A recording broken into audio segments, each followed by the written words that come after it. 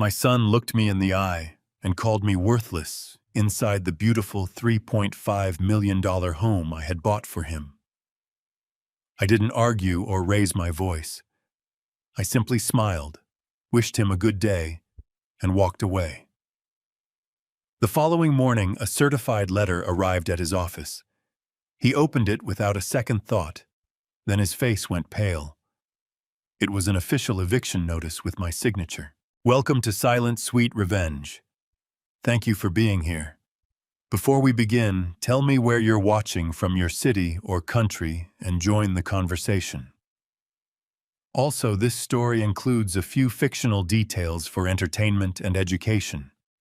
Any similarities are purely coincidental, but its message is worth reflecting on. It was exactly 1 a.m. when the first domino fell. I know the time because I remember glancing at the glowing red numbers on my bedside clock just before I tossed the heavy duvet aside. At 70 years old, sleep does not come as easily as it used to. Sometimes it is the ache in my joints from decades of hard labor, and sometimes it is simply the quiet of the night pressing down on me. On this particular night, it was just a dry throat. I needed a glass of water. I slipped out of bed, my feet finding the plush carpet of the guest bedroom. They always called it the guest bedroom, even though I had been living there for the better part of a year. I stepped out into the expansive hallway of the Bellevue mansion. The house was usually tomb-silent at this hour, a sprawling fortress of glass and steel nestled among the pines. But as I padded softly toward the sweeping grand staircase, a low murmur of voices drifted up from the lower level. At first I thought someone had left the television on in the media room. Derek, my 38-year-old son, was a self-proclaimed tech CEO who often stayed up late pacing the floors and claiming to be working on his next big pitch. I gripped the smooth oak handrail and began my descent, intending to simply tell him good night and grab my water from the kitchen. But as I reached the landing, the voices grew sharper, more distinct. It was not the television. It was Derek and his wife Morgan. I paused in the deep shadows of the lower hallway, standing just out of sight, near the massive arched entryway that led into their pristine open-concept kitchen. The lights were dimmed, casting long, sharp shadows across the room. Morgan was leaning against the central island, swirling a glass of white wine. Even at 1 a.m, she was wearing a silk robe that cost more than my first car. But I could hear the bitter edge in her voice before I could fully make out the words. She was pacing slightly, her bare feet slapping against the stone floor. She sounded exasperated, her voice a tight, high-pitched hiss. She was talking about me. She complained that my presence in the house was suffocating her. She whined that my old leather recliner, the one piece of furniture I had asked to bring with me when I moved in, was completely destroying the modern minimalist aesthetic she had spent months curating for her social media followers. She said I was always hovering around like a ghost, that my very existence in their home was an absolute burden. She actually used the word eyesore. She said I was an eyesore in her perfect house. I stood there in the dark, my hand frozen mid-air, feeling a strange numbness wash over me. You expect a certain level of friction when multiple generations live under one roof. You expect minor annoyances. But the pure, unadulterated disgust dripping from my daughter-in-law's voice felt like a physical blow. I waited for my son to speak up. I waited for Derek, the boy I had raised, the boy whose scraped knees I had bandaged, and whose college tuition I had worked 80-hour weeks to pay to defend his father. I waited for him to remind his wife that I had sacrificed everything for his success. Instead, I heard the heavy sigh of a man who completely agreed. Derek was sitting at the kitchen table rubbing his temples. When he finally spoke, his voice was so cold, so utterly devoid of any warmth or familial affection, that it chilled me to the bone. He told her to just lower her voice so the old man would not wake up. Then he looked at his wife and said words that will remain burned into my memory for the rest of my life. He said the old man just eats and takes up space. He is completely worthless around here. He does not help with anything. Believe me, Morgan, if I did not need his monthly pension checks to pad Leo's private school fund, I would have dumped him in a cheap nursing home months ago. I stopped breathing. The air in my lungs turned to lead.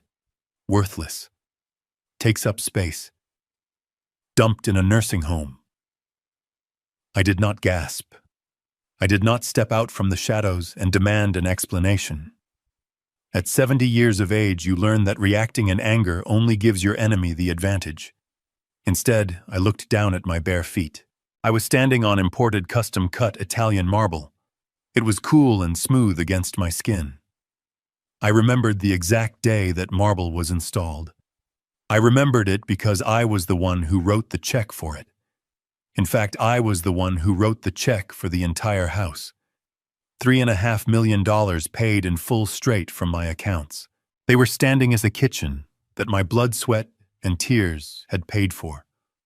They were drinking wine bought with the wealth I had generated. My son was casually talking about me being a useless freeloader, completely and conveniently forgetting that the roof over his head, the walls protecting his family, and the very ground he was walking on belonged to me. I was not a clueless old man who had stumbled into their successful lives. I was the founder of a massive supply chain logistics company in Seattle. I had spent 40 years negotiating with cutthroat union bosses, outsmarting vicious corporate rivals, and building a highly profitable empire from absolutely nothing. I had navigated economic crashes and ruthless competitors.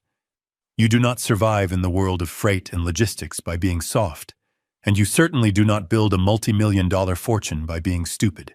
Yet here was my son, a boy who liked to play pretend, as a tech mogul treating me like a stray dog he had generously taken in out of the rain. He genuinely believed he held all the power. He genuinely believed I was just a fading old relic, too tired and too naive to understand what was happening around me. The sheer audacity of it was almost poetic. It was so remarkably arrogant that it bypassed my anger and tapped directly into a deeply buried ice-cold part of my brain, the part of me that used to dismantle rival companies piece by piece. I looked at the water glass resting on the console table next to me. I did not need a drink anymore. My thirst was gone, replaced by a sudden razor-sharp clarity. I did not make a sound. I simply smiled. It was not a smile of joy, but the kind of dark, quiet smile a predator makes when the prey willingly walks directly into a steel trap. Before I reached the stairs, I took a moment to just listen to the house. The low hum of the central climate control, the faint hum of the luxury appliances in the kitchen, the absolute perfect temperature of the air. It was a house designed to filter out the noise of the real world. When my wife Patricia died 2 years ago from cancer, this house was supposed to be a sanctuary. Derek had begged me to buy it, promising that we would all live together, that I would never be lonely, that we would be a true family. I had sold the massive estate Patricia and I shared, liquidated a portion of my portfolio, and handed them this pristine life on a silver platter. I did it because a father wants to protect his son. I did it because I was grieving and wanted to keep the remaining pieces of my family close. And this was my reward. Being called an eyesore. Being called a worthless freeloader by a man who had not earned a single brick of the foundation he was standing on. I continued my silent retreat up the stairs. Every step I took felt lighter than the last. For the past year, I had walked around this house with a heavy heart, constantly tiptoeing around Morgan's moods and Derek's supposed stress, trying my best not to be an inconvenience. I had shrunk myself down to fit into their perfectly curated lives. I had spoken softly, eaten quietly, and spent most of my days reading in my room just to avoid getting in their way. I was not going to tiptoe anymore. I was not going to shrink. The man who had spent 4 decades dominating the shipping lanes of the Pacific Northwest was finally waking up from a long grief-induced slumber. I sat on the edge of my bed and looked at the framed photograph of Patricia on my nightstand. She had always warned me about Derek's sense of entitlement. She used to say that we had shielded him from the harsh realities of the world for too long, that we had given him the fruit without ever teaching him how to plant the tree. I had always brushed off her concerns, insisting that he just needed more time to mature. As I looked into her printed eyes, I silently apologized to her. She had been right all along. But I reached over and turned off the small bedside lamp, plunging the room into total darkness. My son and daughter-in-law wanted me to be a clueless old man. I would give them exactly the performance they expected. But behind their backs, I was going to tear down the very walls I had built for them. The morning sunlight poured through the large windows of the Bellevue mansion, casting a deceptive glow over the Italian marble floors. It was 7. The air smelled of espresso and expensive lavender cleaner. If a stranger walked into this kitchen, they would see the absolute picture of upper-class domestic bliss.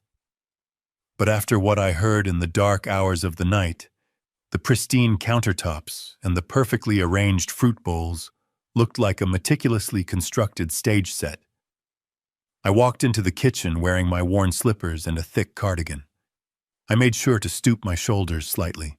I let my steps drag, playing the part of the tired, fading patriarch they believed me to be. Derek was sitting at the massive quartz island, typing frantically on his silver laptop. He was wearing a crisp white dress shirt with the sleeves rolled up to the elbows, projecting the image of a busy tech visionary. Morgan was standing by the imported espresso machine dressed in flawless athletic wear, looking as though she was about to head to a private Pilates session. Neither of them looked like people who had just spent the night wishing I was locked away permanently. When they heard my slippers scuffing against the marble, their heads snapped up in unison. "Good morning, Dad," Derek said, his voice bright and artificially energetic. He did not look up from his screen for more than a second. "Sleep well." I pulled out one of the heavy oak bar stools and lowered myself onto it with a staged, labored sigh. "I slept all right, son. Just all right." The quiet in this big house gives a man too much time to think. Morgan turned around, holding a ceramic mug. She forced a bright smile that did not quite reach her cold eyes. "Thinking about what, Robert? Is the mattress in the guest room acting up again? I can call the interior designer and have a new one rushed over by tomorrow. We only want you to be comfortable." I looked at her, studying the tension in her jaw. "No, the mattress is fine, Morgan." I folded my hands on the cool quartz countertop and looked down at my knuckles. "I was just thinking about my place here, about how much space I take up. I know you two are young and busy. You are building an empire, Derek, and need more room. You have your social obligations, Morgan, and little Leo needs room to grow." I paused, letting the silence stretch out, ensuring they felt the weight of my next words. "I think it might be time for me to start looking into a retirement community. A nice, quiet place where I will not be in your way." The reaction was instantaneous and spectacular. If I had not spent 40 years negotiating hostile corporate takeovers, I might have missed the sheer naked panic that flashed across Derek's face. His hands froze over his laptop keyboard. The color drained from his pale cheeks. Leaving him looking sickly under the bright kitchen lights, Morgan practically dropped her ceramic mug on the counter. The coffee sloshed over the rim, staining the pristine white surface, but she did not even notice. She rushed around the island and placed her hand over mine. Her skin was freezing cold. "Dad, do not be silly," Morgan said, her voice suddenly dripping with a syrupy, desperate sweetness. She squeezed my hand tightly, almost painfully. "You are not in our way. You are the pillar of this family. We love having you here. Leo adores having his grandfather down the hall. You cannot leave us. You are our foundation." I kept my expression mild, feigning a look of touching gratitude, while internally I was analyzing her sudden shift. Just 12 hours ago, I was an eyesore ruining her modern aesthetic. Now I was the pillar of the family. Derek slammed his laptop shut and stood up. He walked over and placed a heavy hand on my shoulder, giving it a reassuring squeeze. "Dad, please. Do not ever say that again. This is your home. We want you here. If we have seemed a little distant or tense lately, please forgive us. It has absolutely nothing to do with you. It is just the business. It is the stress of the startup." I looked up at him, widening my eyes slightly to look innocent and concerned. "The business is something wrong with the company, Derek. You know you can always talk to me. I have navigated my fair share of corporate rough patches. Derek chuckled a hollow, breathless sound. No. Nothing is wrong, Dad. It is actually the opposite. We are growing too fast. We are right in the middle of closing our Series B funding round. It is a massive deal. Millions of dollars on the table. But the venture capitalists are incredibly demanding.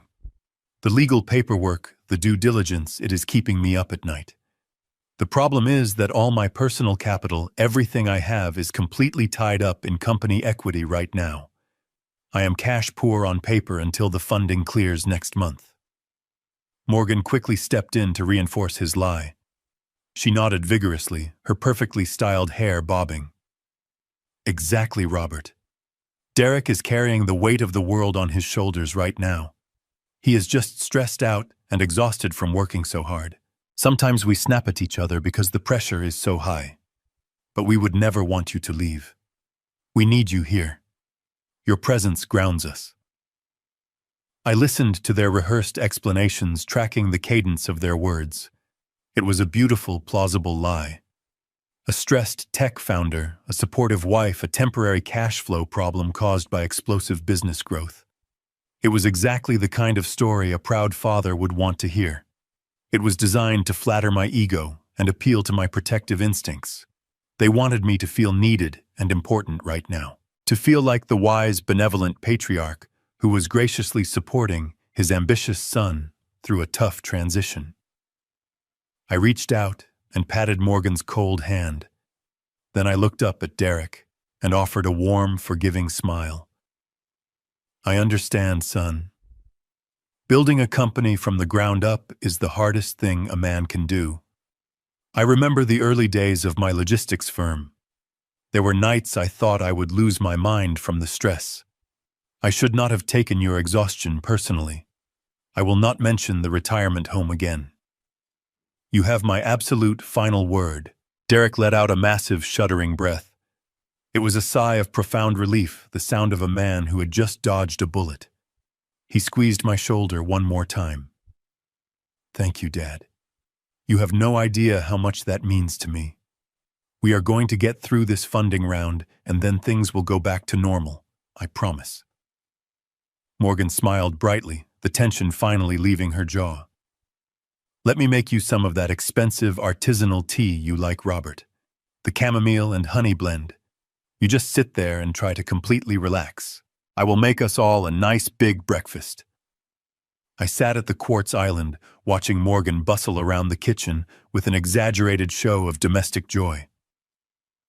I watched Derek open his laptop again, his fingers hovering over the keys. I played the role of the relieved, comfortable grandfather to absolute perfection. I sipped the hot, artisanal tea Morgan placed in front of me and praised its flavor. But behind my mild eyes and polite nods, my mind was operating with the cold precision of a supercomputer. I noticed the way Derek's hands were still trembling slightly as he typed. I noticed that his laptop screen, briefly visible in the reflection of the stainless steel refrigerator, showed a generic sports news website, not complex financial models or term sheets for a venture capital firm. I noticed the forced, almost frantic energy in Morgan's movements. They were terrified. The lie they had just spun was far too perfect, far too rehearsed. If Derek truly had a temporary cash flow problem due to a massive, successful funding round, he would not be whispering in the middle of the night about dumping me in a nursing home to access my monthly pension checks. A man on the verge of closing a multi-million-dollar deal does not need to steal an old man's Social Security deposits to survive. Their desperation was palpable, thick enough to cut with a knife. The story about the startup was a smokescreen. They were hiding something massive, something disastrous. Their panic was not about me leaving. Their panic was about the money leaving with me. I took another sip of the hot tea. I knew right then and there that I could not confront them directly today. I was going to pull this lie up by the roots. The rest of the day unfolded with a sickeningly sweet rhythm. Morgan brought me a plate of sliced fruit for lunch, and Derek actually paused his supposed frantic typing to ask how my afternoon reading was going. It was a flawless performance, a sudden burst of domestic devotion that would have brought a tear to the eye of any unsuspecting father. But I was not unsuspecting. I was a man who had spent 4 decades negotiating with union bosses who smiled to my face while trying to bleed my accounts dry. I knew exactly what a strategic charm offensive looked like. I spent the afternoon in my room mentally reviewing every financial arrangement I had made since moving into this house. I had handed over the down payment, sure, but I had also let them manage the daily expenses. I wanted Derek to feel like the man of the house. I had given him the illusion of control, and clearly that illusion had metastasized into a dangerous breed of entitlement. Evening arrived, draping the Bellevue mansion in cool, quiet shadows. After a quiet dinner where the conversation was painfully forced, I retreated to my room. I was sitting under the warm glow of my reading lamp when the soft knock came. "Come in," I called out, my voice appropriately thin. The heavy oak door swung open, and Derek stepped inside. He had changed out of his crisp work shirt and was wearing a soft cashmere sweater, looking every inch the devoted son. But what immediately caught my attention was the thick manila folder clutched tightly in his right hand. His knuckles were white. The casual, confident posture he usually carried himself with was gone, replaced by a rigid, almost vibrating tension. "Hey, Dad," he said, his voice dropping into a low, soothing register. "I hope I am not interrupting." "Not at all, Derek," I replied, placing my book on the side table. "What is on your mind?" He walked over and sat on the edge of the bed, leaning forward, resting his elbows on his knees. It was a posture of intimacy. He sighed a heavy, theatrical exhalation. "I have been thinking a lot about our conversation this morning." He began, his eyes fixed on mine with practiced sincerity. "About what you said regarding feeling like a burden. It really broke my heart to hear you say that, Dad. You have given us this beautiful life, and I never want you to feel like you are anything less than the center of this family." I smiled gently, letting my shoulders slump a little more. "Thank you, son. That is very kind." He tapped the manila folder against his knee. "But it did make me realize that I have been dropping the ball on a few things. With the startup pulling me in 100 different directions and this Series B funding round eating up every waking hour, I have not been managing our long-term family planning as well as I should. I want to make sure that you are completely protected, Dad." He slid the folder open and pulled out a thick stack of legal documents stapled neatly at the top corner. The paper was heavy, expensive stock. "What is all this?" I asked, squinting, playing the part of the confused elder perfectly. Derek offered a soft, reassuring smile. "It is just a standard precaution, Dad. A temporary medical and financial power of attorney." I let the words hang in the air for a moment. Power of attorney. It was a phrase that carried the weight of absolute surrender. I kept my face blank. A precaution for what, Derek? He leaned closer, lowering his voice as if sharing a heavy burden. "Well, like I said this morning, the startup is taking all my time. The investors are breathing down my neck.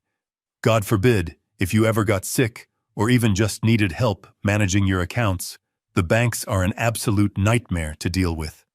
If you were hospitalized or just too tired to handle the paperwork, they could freeze your accounts. I would not be able to pay your medical bills, and more importantly, I would not be able to access your pension to keep transferring the monthly payments into Leo's private school fund." He paused, letting the mention of his son settle between us. It was a calculated emotional strike. "I just want to streamline things, Dad," he continued smoothly. "This document just gives me the legal authority to bypass the bank's bureaucracy. It allows me to handle the transfers for Leo's tuition and manage any emergency expenses on your behalf without having to bother you with signatures and phone calls. It is just a safety net. You do not have to worry about a single thing. You can just relax and enjoy your retirement. I will carry the load for you." He held out a sleek, heavy silver pen, the tip pointed directly at me. The final page of the document was already marked with small, bright yellow sticky tabs indicating where my signature was required. It was a masterclass in manipulation. The plausible lie was beautifully constructed. He used his supposed business success as the excuse for his lack of time. He used my potential failing health as the looming threat. And he used my grandson's education as the emotional hostage. He was framing the absolute surrender of my financial independence as a favor, a loving gesture from a dutiful son to his tired father. I reached out with a slightly trembling hand and took the stack of papers. I did not take the silver pen. I reached into my cardigan pocket and slowly pulled out my reading glasses. "Let me just take a quick look, son. You know I like to read things over," I murmured, slipping the glasses onto my face. Derek shifted uncomfortably on the bed. "Of course, Dad. But it is really just standard boilerplate language. Nothing to worry about. The lawyer said it is as basic as it gets." I flipped past the cover page and scanned the dense paragraphs of text. My eyes swept over the carefully structured clauses, the defined terms, the sweeping authorizations. It took me less than 30 seconds to realize exactly what I was holding. This was not standard boilerplate language. This was not a limited temporary safety net to pay a child's school tuition. This was a financial death warrant. The document granted the appointed agent sweeping irrevocable authority over all liquid assets, investment portfolios, real estate holdings, and trust funds. It included clauses that explicitly allowed the agent to liquidate assets, alter beneficiary designations, and transfer funds into accounts wholly owned by the agent without any requirement for secondary approval or oversight. It even contained a deeply buried medical clause that gave the agent the unilateral power to commit the principal to an assisted living facility and make binding psychiatric care decisions. I recognized the aggressive predatory phrasing immediately. I recognized it because it was the exact same type of corporate verbiage I used to employ in the late 90s when I was orchestrating hostile takeovers of rival supply chain companies. Back then, my lawyers and I would bury total surrender clauses inside mountains of seemingly benign legal jargon. We would smile, shake hands, and tell our targets that the contracts were just standard procedural formalities. By the time they realized they had signed away their entire companies, my team had already seized their assets and locked them out of their own buildings. I was holding a weapon designed to strip me of every ounce of power, dignity, and wealth I possessed. My own son had hired a shark of a lawyer to draft a document that would reduce me to a legal ghost in my own life. The sheer cruelty of it was breathtaking. I thought back to the conversation in the kitchen at 1 a.m. If I did not need his monthly pension checks to pad Leo's fund, I would have dumped him in a cheap nursing home months ago. Now, looking at the medical clauses in this document, I realized that his midnight rant had not been an idle threat. It was a preview of his actual legal strategy. He was going to take my money and then erase me. I felt a cold, hard knot form in the center of my chest. The betrayal was absolute, severing the last fragile threads of paternal leniency I had clung to. But I could not let him see that. I could not let the wolf know that the sheep was actually a lion. I let out a long, exhausted sigh. I pulled the reading glasses down to the tip of my nose and rubbed my eyes, making sure my hand shook just enough to look convincing. I looked up at Derek, letting my face fall into a mask of overwhelming confusion and elderly fatigue. "Goodness, Derek," I mumbled, my voice weak and raspy. "This legal jargon is just too much for my old eyes tonight. It is like reading a foreign language. Heretofore, henceforth, fiduciary responsibilities. It makes my head spin." Derek leaned forward, the silver pen still extended. The muscles in his jaw were ticking. "I know, Dad. Lawyers always complicate things. That is why I am telling you it is just a formality. You can just sign on the yellow tabs, and I will take care of the rest. You do not need to stress your eyes over this." I slowly closed the folder and rested my hands on top of it, shaking my head with a gentle, apologetic smile. No, son. You know how your mother was. She always told me never to sign anything after 8 in the evening.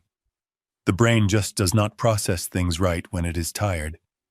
I appreciate you looking out for me, I really do. But I'm going to need a clear head to look this over. I will read it carefully over the weekend, and we can deal with it on Monday. Derek's mask slipped. It was just for a fraction of a second, but it was there. His eyes widened, and a flash of pure, unadulterated panic twisted his features. His hand holding the pen dropped slightly. He opened his mouth to argue, his voice rising in pitch. "But Dad, the lawyers need this filed by tomorrow afternoon. If we wait until Monday, the bank might delay the processing, and Leo's tuition payment is due on the 15th. We really should just get it out of the way right now." I maintained my mild, confused smile, but I hardened my tone just a fraction. "Derek, the tuition is not due for another 2 weeks. A couple of days will not make a difference. I am just too exhausted tonight, son. My brain feels like mush.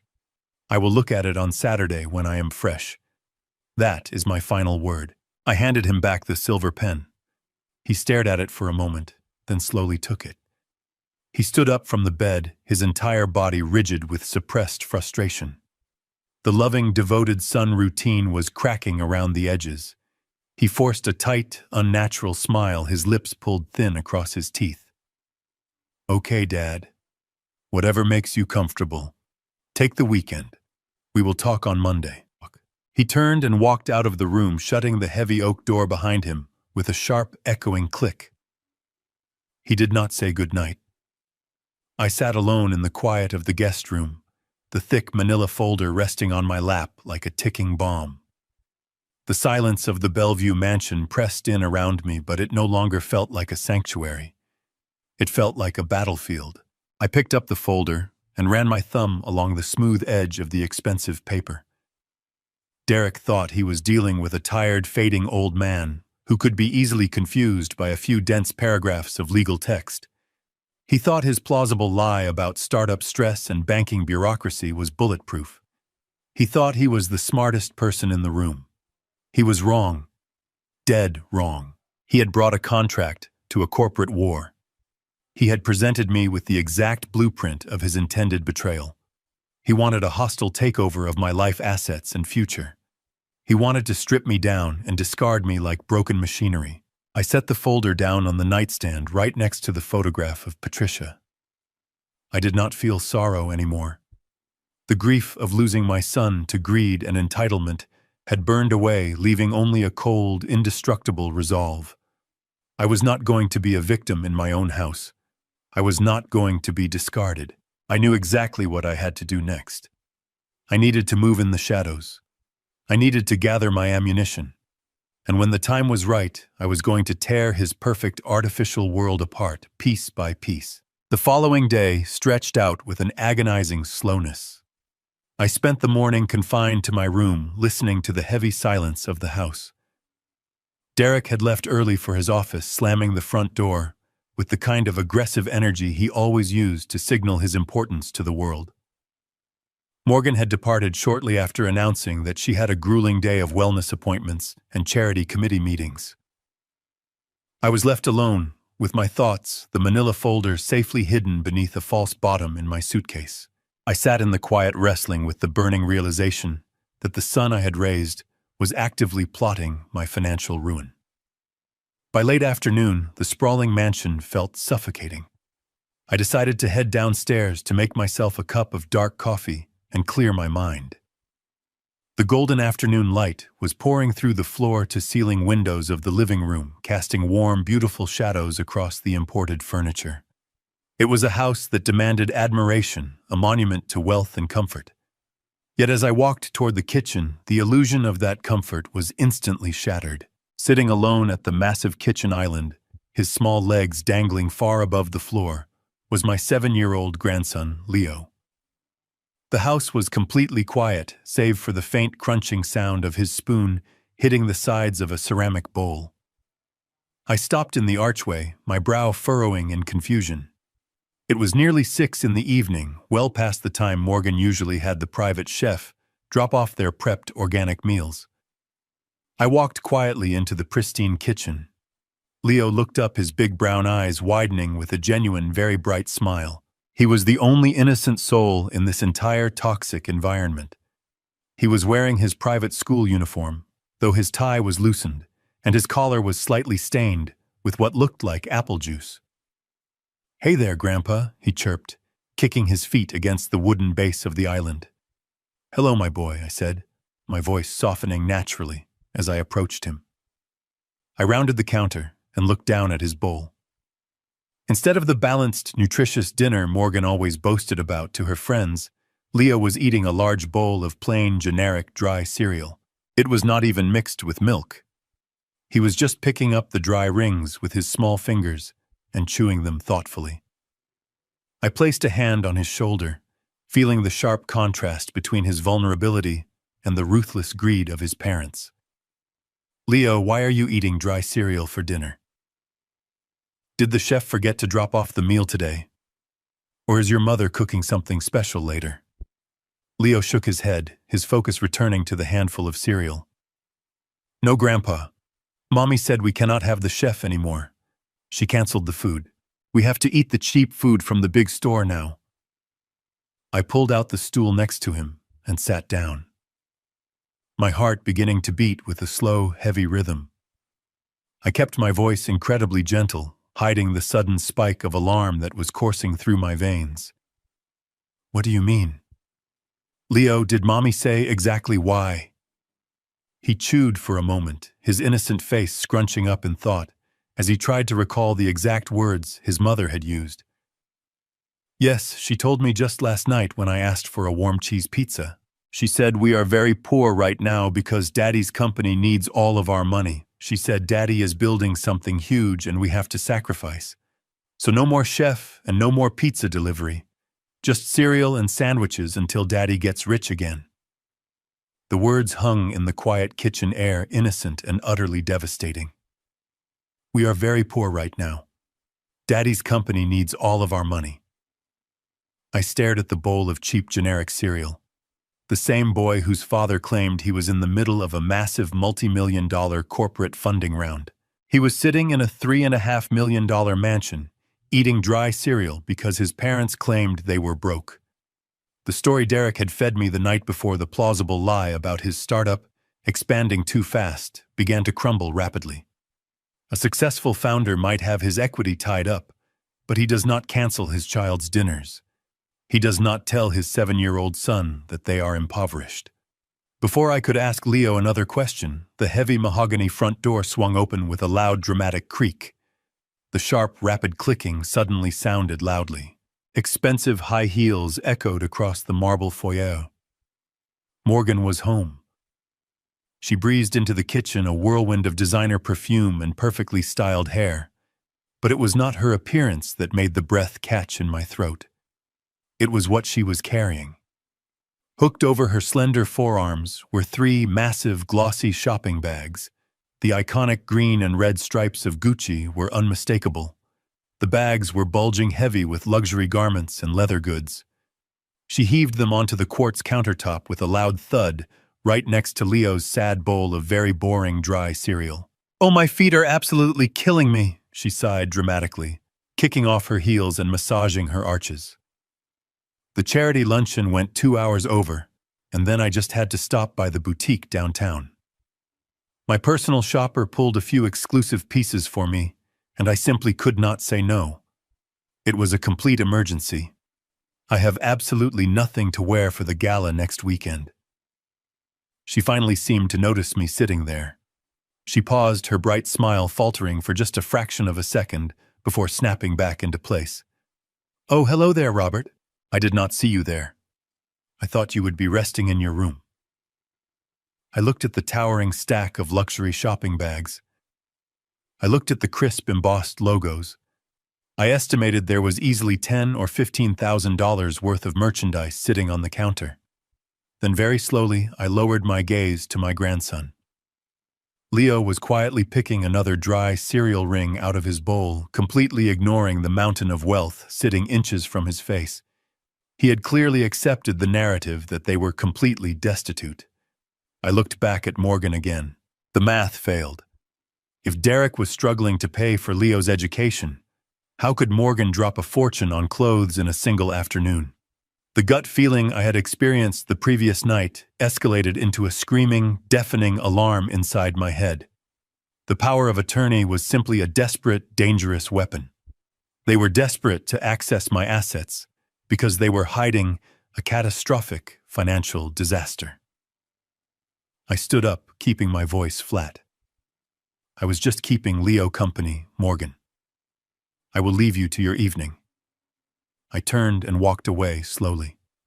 As soon as I was out of sight, my posture straightened. The time for passive observation was over. I decided it was time to actively dig for the hard truth. Saturday morning arrived with the chaotic energy that usually accompanied their weekend routines. They rushed around the massive kitchen dressed in perfectly tailored attire. Derek adjusted a platinum watch on his wrist, while Morgan sprayed a final mist of expensive perfume over her neck. They announced they were heading to a high-profile networking brunch in downtown Seattle, an exclusive event for tech founders and venture capitalists. They told me they would be gone for at least 4 hours and asked if I could keep an eye on Leo, who was currently occupied with a building block set in the living room. I smiled warmly, pouring myself a cup of black coffee. I told them to take their time and enjoy the event. I assured them that Leo and I would be perfectly fine.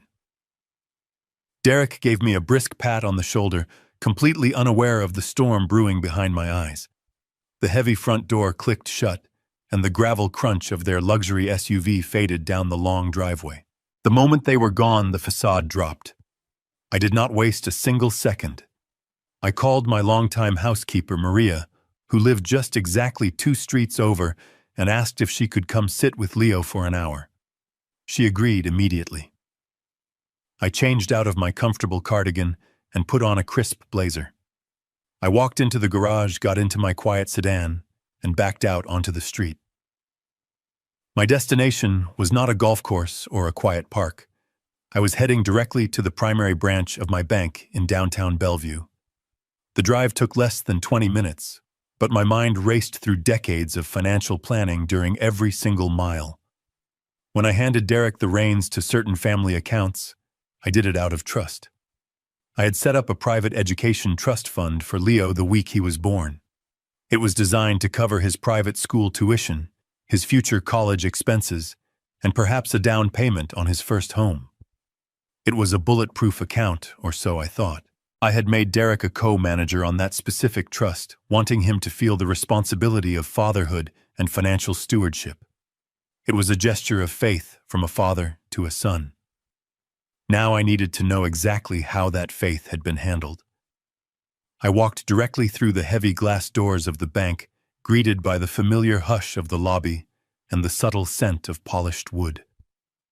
The branch manager, an older gentleman named Arthur, who had managed my corporate accounts during the height of my logistics business, spotted me immediately. He stood up from his desk, a look of genuine surprise and respect on his face. It had been nearly a year since I had come into the branch in person. We shook hands, and I took a seat in his private glass-walled office. I did not engage in the usual pleasantries. I told Arthur that I needed a complete detailed ledger of the education trust fund set up for my grandson Leo. Arthur nodded, his fingers moving quickly over his keyboard. He smiled as he worked, mentioning how generous it was for me to set up such a robust safety net for the next generation. I just watched his face. I watched the friendly professional smile slowly melt away. I watched his brow furrow as he scrolled down the screen. He adjusted his glasses, completely silent, clicking his mouse with a sudden nervous energy. The air in the office grew incredibly thick and heavy. Arthur looked up at me, his eyes filled with a mixture of confusion and deep concern. He hesitated, clearing his throat before speaking. He asked if Derek had spoken to me recently about the asset reallocation strategy for the trust. I kept my voice perfectly flat and steady. I told him Derek had not mentioned any new strategy. I asked Arthur to print the ledger and place it on the desk. He stood up, walked over to the secure printer in the corner, and retrieved a stack of 3 papers. He placed them in front of me, his hand lingering on the top page. He quietly explained that over the past 8 months, there had been a series of massive, sustained withdrawals. I pulled my reading glasses from my pocket and looked down at the black and white numbers. The initial balance of $400,000, a sum I had carefully curated and grown through conservative investments, was completely gone. The bottom line showed a remaining balance of just under $200. It was not a market fluctuation. It was not a bad investment portfolio. It was a systematic bleeding. Every 2 weeks, a sum of exactly $25,000 or sometimes $50,000 had been wired out of the trust. I traced my finger along the destination column. Every single withdrawal had been routed to the exact same external corporate account. The beneficiary name was listed simply as Apex Solutions. I asked Arthur what Apex Solutions was. He tapped his keyboard again, pulling up the routing information. He explained that it was an external limited liability company, but because it was outside their banking network, he could not see the operating officers or the exact nature of the business. However, the authorization signatures for every single transfer belonged exclusively to Derek. Because Derek was listed as a co-manager on the trust, the bank had processed the requests without flagging them as fraudulent. It was completely legal on their end. Derek had the authority to move the funds, and he had used that authority to drain his own son's future dry. I thanked Arthur for his time, folded the ledger neatly, and placed it inside my inner jacket pocket. I stood up, shook his hand, and walked out of the bank with a slow, deliberate pace. I did not stumble. I did not show an ounce of sudden weakness. But the moment I reached the privacy of my car, I closed the door and gripped the leather steering wheel with both hands. The leather creaked under the immense pressure of my grip. The silence of the car felt deafening. I closed my eyes and the memories came flooding back with a brutal, unapologetic force. I remembered the year 1985. I was 39 years old trying to build my logistics company from a single rented warehouse near the Seattle docks. I remembered working 80-hour weeks coordinating freight schedules until my eyes burned and my hands shook from exhaustion. There were nights I did not even drive home. I would just lay a heavy moving blanket over a stack of wooden shipping pallets in the back of the freezing warehouse and sleep for 3 hours before the morning shift arrived. I sacrificed my health, my youth, and my comfort. I ate cheap canned soup and wore boots with holes in the soles. I did all of it for one singular reason. I wanted Derek to have the life I never had. I wanted to pay for his college tuition in cash, so he would never really know the crushing weight of student debt. I built an empire on calloused hands and sleepless nights just to give him a foundation of absolute security. And now this man, this boy I had given everything to, had stolen $400,000 from his own 7-year-old child.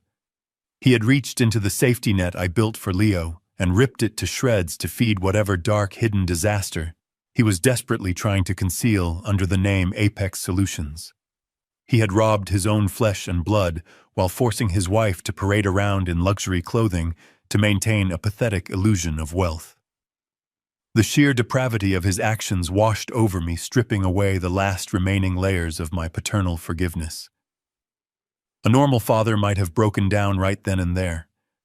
A normal father might have rested his head against the steering wheel and wept for the loss of his son's morality. A normal father might have felt a crushing, paralyzing despair. But I did not shed a single tear. My eyes were completely dry. The profound grief that had been building inside my chest suddenly crystallized, hardening into something extremely dense, cold, and incredibly and brutally lethal. It was a pure, unadulterated rage, but it was not chaotic. It was focused. It was the same cold, calculating energy that I had used to crush predatory competitors and dismantle corrupt suppliers in my corporate days. Derek had not just made a mistake. He had declared war on the most vulnerable member of our family. He had proven that he possessed no loyalty, no honor, and absolutely no limits. I opened my eyes and looked at my reflection in the rearview mirror. The tired old man was completely gone. I pulled the bank statement from my pocket, looking at the name Apex Solutions one last time. I needed to know exactly what this company was. I needed to know where the money went, who he owed, and how deep this rot truly ran. Confrontation without complete information was a tactical error I absolutely refused to make. I picked up my mobile cell phone. The real devastating war against my own son had officially begun, starting right here, right now. The rain started just as I crossed the city limits, a cold and relentless drizzle that blurred the neon lights of the passing strip malls. I drove south, leaving the manicured lawns and towering glass facades of Bellevue far behind. The roads grew narrower, the pavement cracked and extremely uneven. I was heading directly into an industrial sector, a massive maze of corrugated steel warehouses and dimly lit intersections. I pulled my sedan into the gravel parking lot of an old 24-hour diner. It was a relic from a forgotten decade, glowing with a flickering yellow neon sign that buzzed audibly in the damp air. This was definitely not the sort of place tech visionaries or wealthy housewives ever frequented. It was exactly why I purposely chose it. I stepped out into the rain, pulling the collar of my blazer up against the chill, and walked through the heavy glass door. The bell chimed overhead. The air inside smelled of stale coffee, fried grease, and old vinyl. The diner was nearly empty, save for a tired trucker at the counter and a waitress wiping down a distant table. I walked past the counter, my boots scuffing against the checkered linoleum floor, and headed straight for the last booth in the darkest corner of the room. Waiting for me was Mitchell. Mitchell was 65 years old, a man whose face was mapped with deep lines and a lifetime of ruthless corporate warfare. He was wearing a rumpled gray trench coat over a dark turtleneck, looking more like a tired detective than one of the most feared estate and corporate attorneys in the Pacific Northwest. Mitchell and I went back 30 years. We had fought shoulder to shoulder in the trenches of the logistics industry. When rival companies tried to bleed me dry with frivolous lawsuits, Mitchell was the man who systematically dismantled them. He possessed a mind like a steel trap and a moral compass that pointed strictly toward victory for his clients. He was my oldest ally, and he was the only man I absolutely trusted with what I was about to do. He did not offer a polite smile as I slid into the cracked vinyl booth across from him. He simply pushed a heavy ceramic mug of black coffee toward me. "You sounded like you were preparing for a funeral on the phone," Robert Mitchell said, his voice a low, gravelly rumble that barely carried over the hum of the diner refrigerators. "Not a funeral, Mitchell," I replied, wrapping my cold hands around the warm mug. "A resurrection." I reached into the inner pocket of my blazer and withdrew the folded bank ledger. I smoothed out the creases with the palm of my hand and slid the document across the sticky surface of the table. "I need you to tell me what this is," I said, keeping my voice dangerously quiet. "I need you to find everything you can about an entity called Apex Solutions." Mitchell pulled a pair of wire-rimmed reading glasses from his coat pocket and slid them onto his face. He picked up the ledger, his eyes scanning the columns of numbers. He saw the initial balance. He saw the steady, methodical bleeding of the account. He saw the final remaining balance of less than $200. His jaw tightened. He did not ask unnecessary questions. He knew exactly what an education trust fund was, and he knew I had set this one up for my grandson. Without saying a single word, Mitchell reached down into his battered leather briefcase and pulled out a thick black laptop. He flipped it open, the stark blue light illuminating his weathered face. Mitchell had access to shadow databases and financial registries that most ordinary lawyers did not even know existed. He typed rapidly, the keys clicking with a sharp, staccato rhythm. "Give me 5 minutes," he murmured, his eyes locked on the screen. I drank the bitter coffee, watching the rain streak the dirty window beside us. I waited as Mitchell navigated through public records, offshore corporate registries, and hidden financial networks. The silence stretched between us, thick and heavy. Finally, Mitchell stopped typing. He leaned back against the vinyl booth, pulling his glasses off and tossing them onto the table.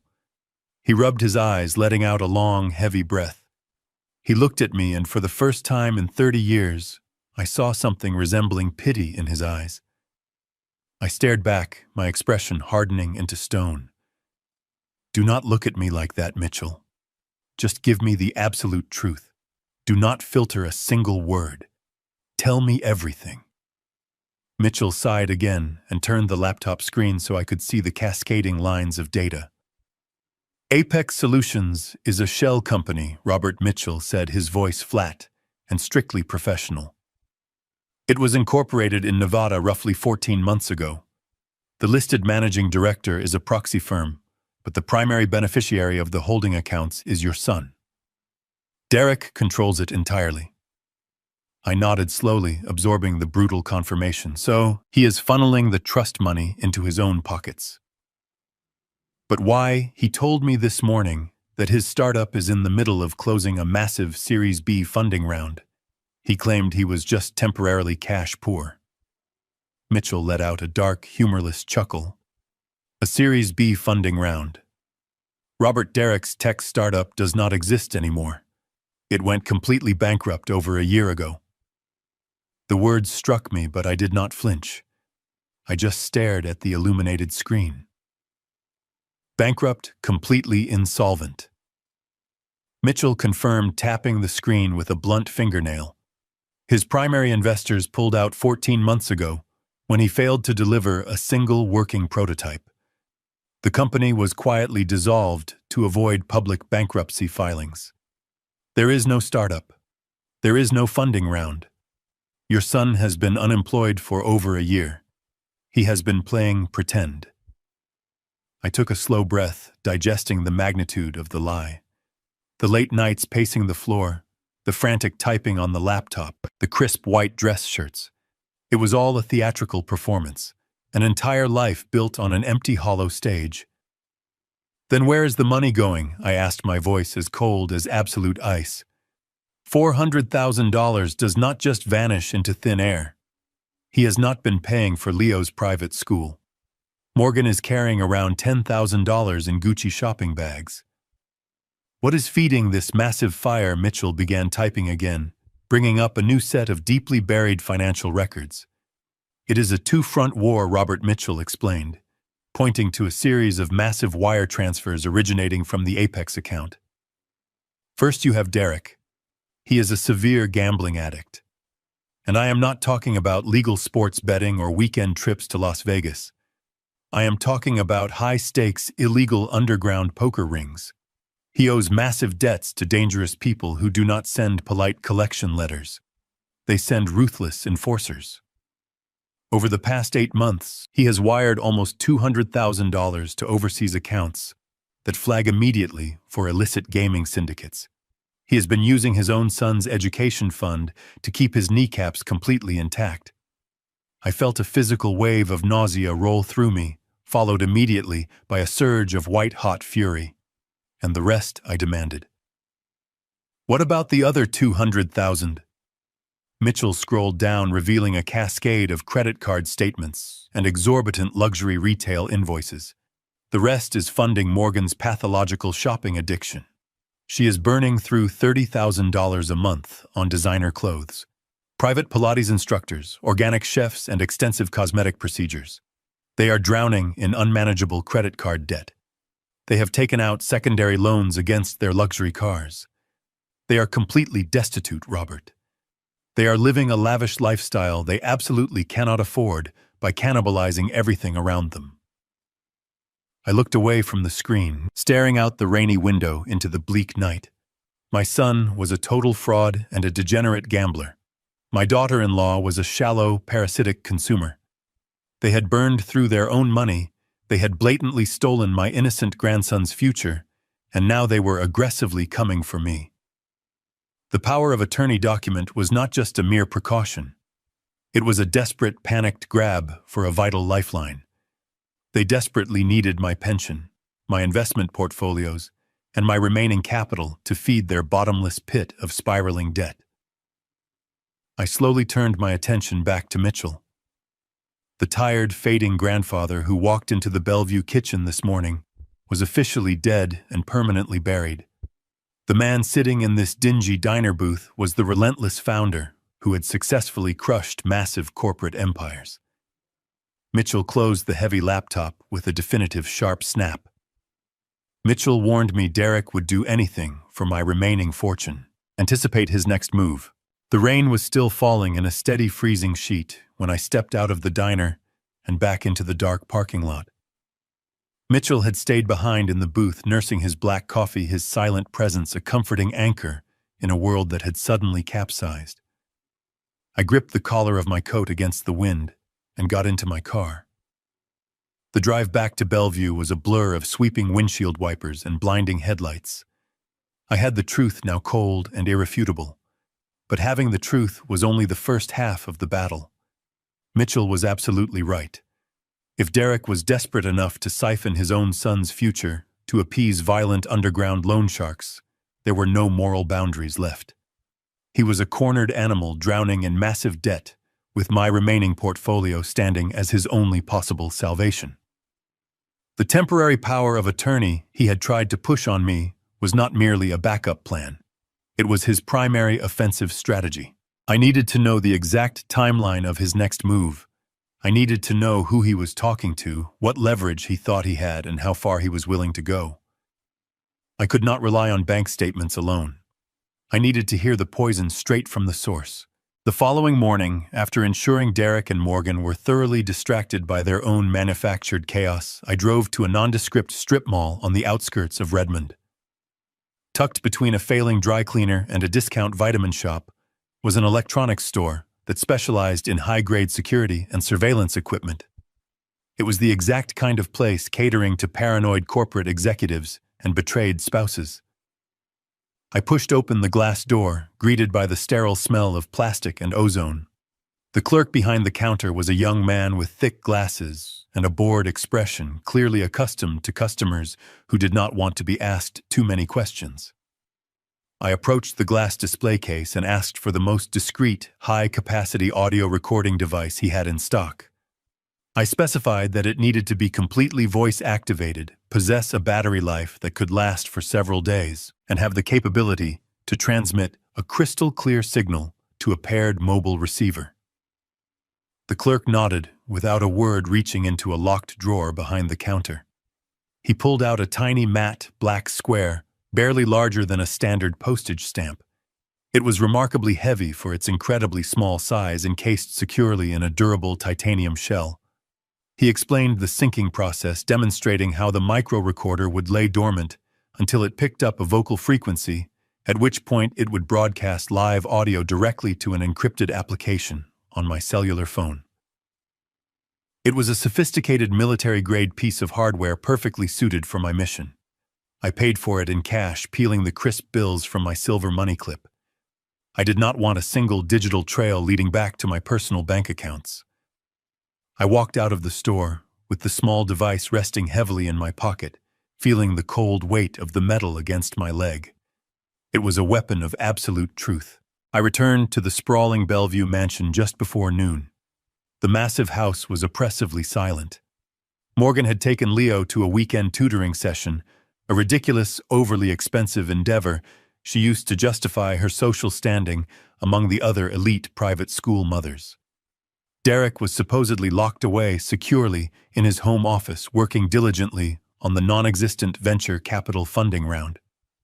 I stepped into the grand foyer, removing my heavy coat and hanging it inside the cedar closet with extremely deliberate slowness. I needed a completely flawless excuse to enter his private sanctum. I walked toward the sweeping grand staircase, expertly projecting the image of a forgetful, wandering old man.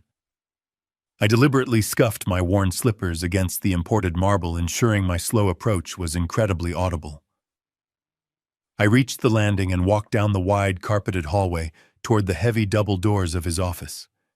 I took a deep breath, smoothing my facial expression into a mask of benign, elderly confusion. I raised my right hand and knocked softly against the wood exactly twice.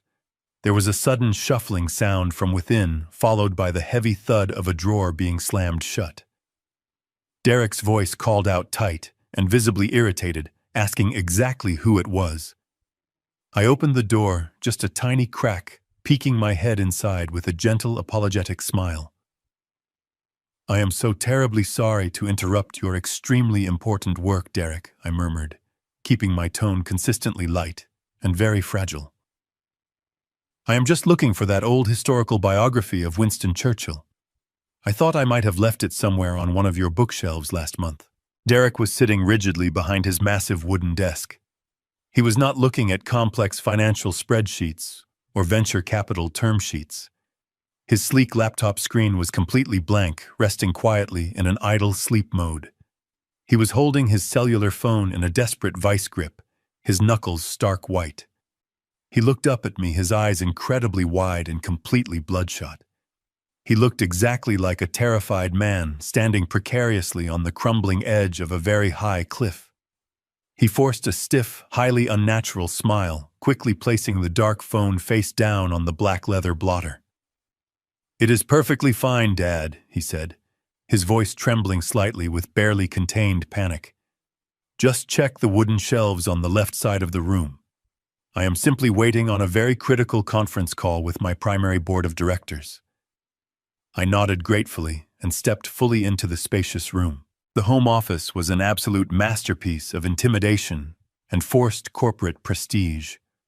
The walls were lined with dark walnut bookshelves filled perfectly with pristine, entirely unread hardcovers. But the indisputable centerpiece of the entire room was the desk. It was a custom-built solid mahogany executive desk, polished flawlessly to a gleaming mirror shine. It was a magnificent piece of masterful woodworking craftsmanship.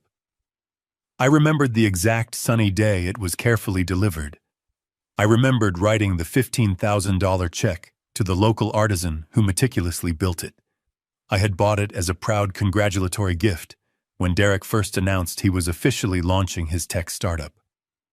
I had been so overwhelmingly proud of his ambition, so eager to unconditionally support his brave entrepreneurial spirit.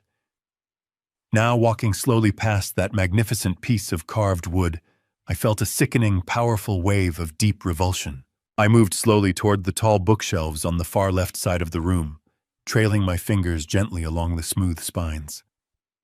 I muttered quietly to myself, playing the pitiful part of the highly distracted senior citizen perfectly.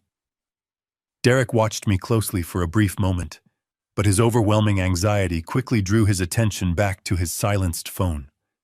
He picked it up again, his thumb hovering frantically over the glowing screen, completely absorbed in his own desperate hidden crisis. He was absolutely not paying any attention to my moving hands. This was my singular, fleeting window of tactical opportunity. I shuffled along the lower shelves until I was positioned directly behind the two large leather guest chairs, perfectly blocking his line of sight. I reached silently into my warm cardigan pocket and retrieved the tiny matte black micro-recorder.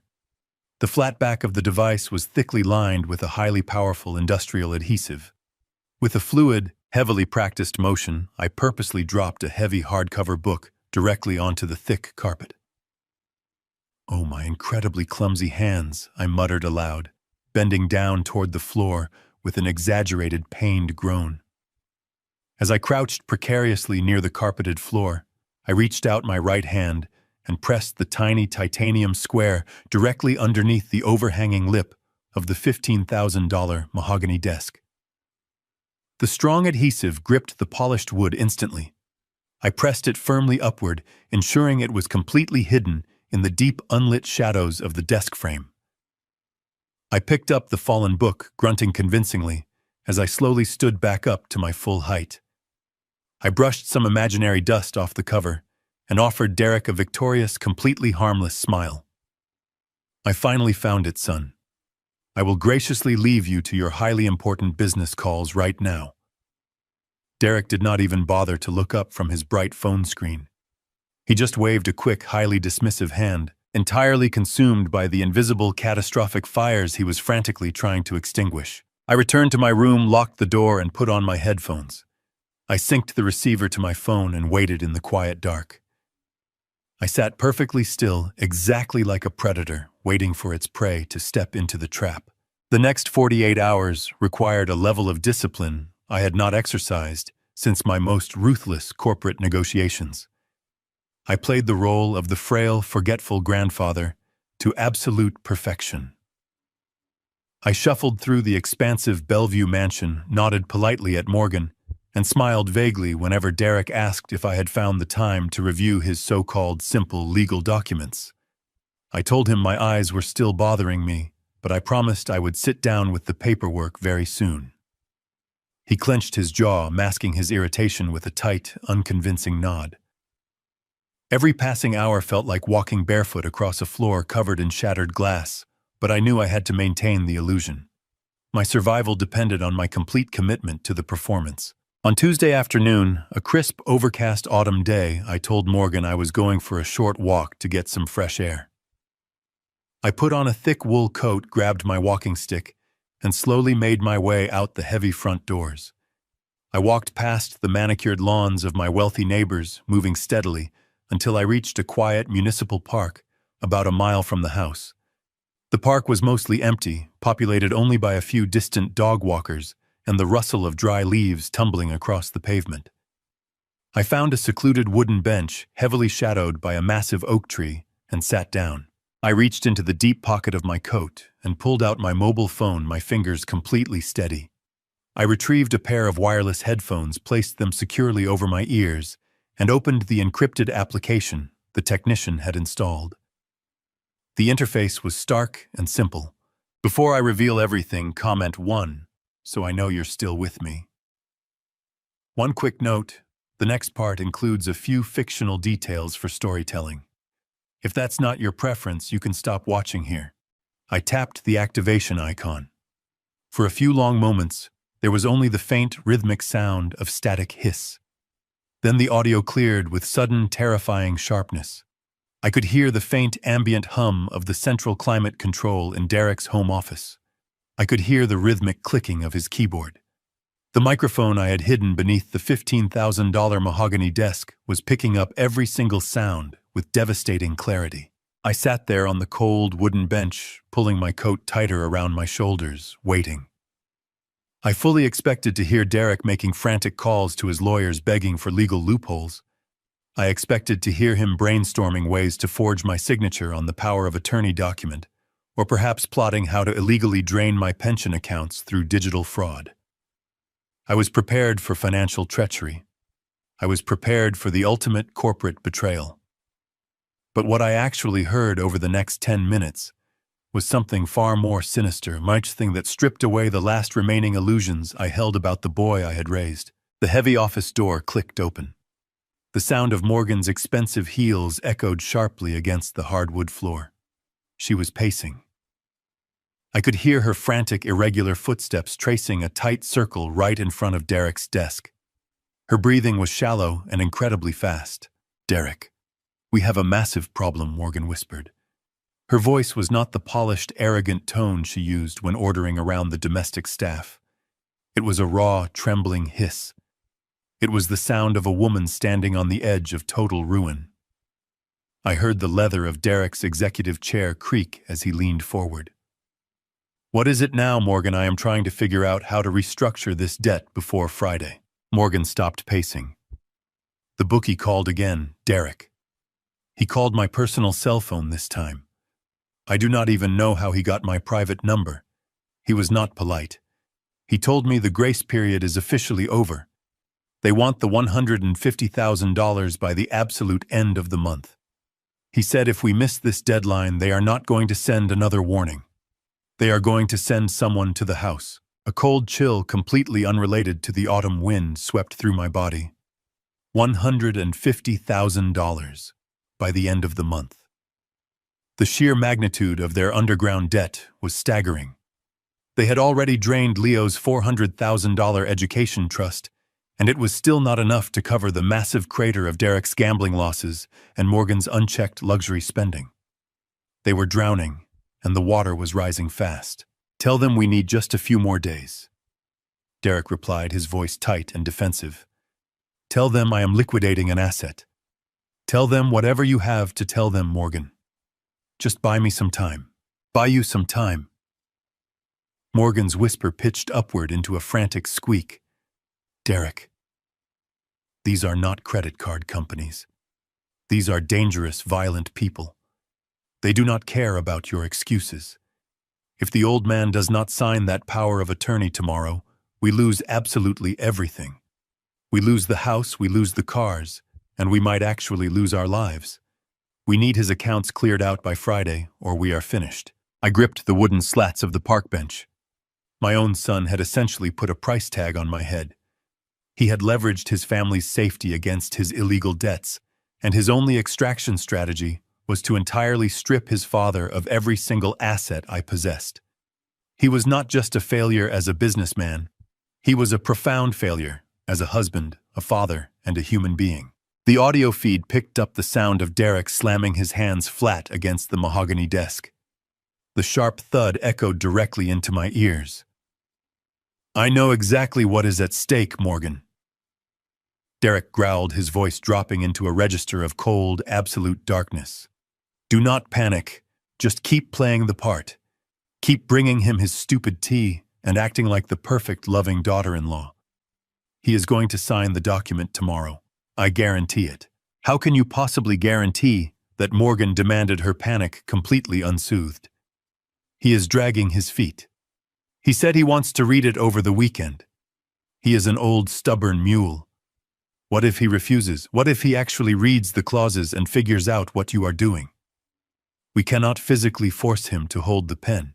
The silence that followed her question was thick and heavy.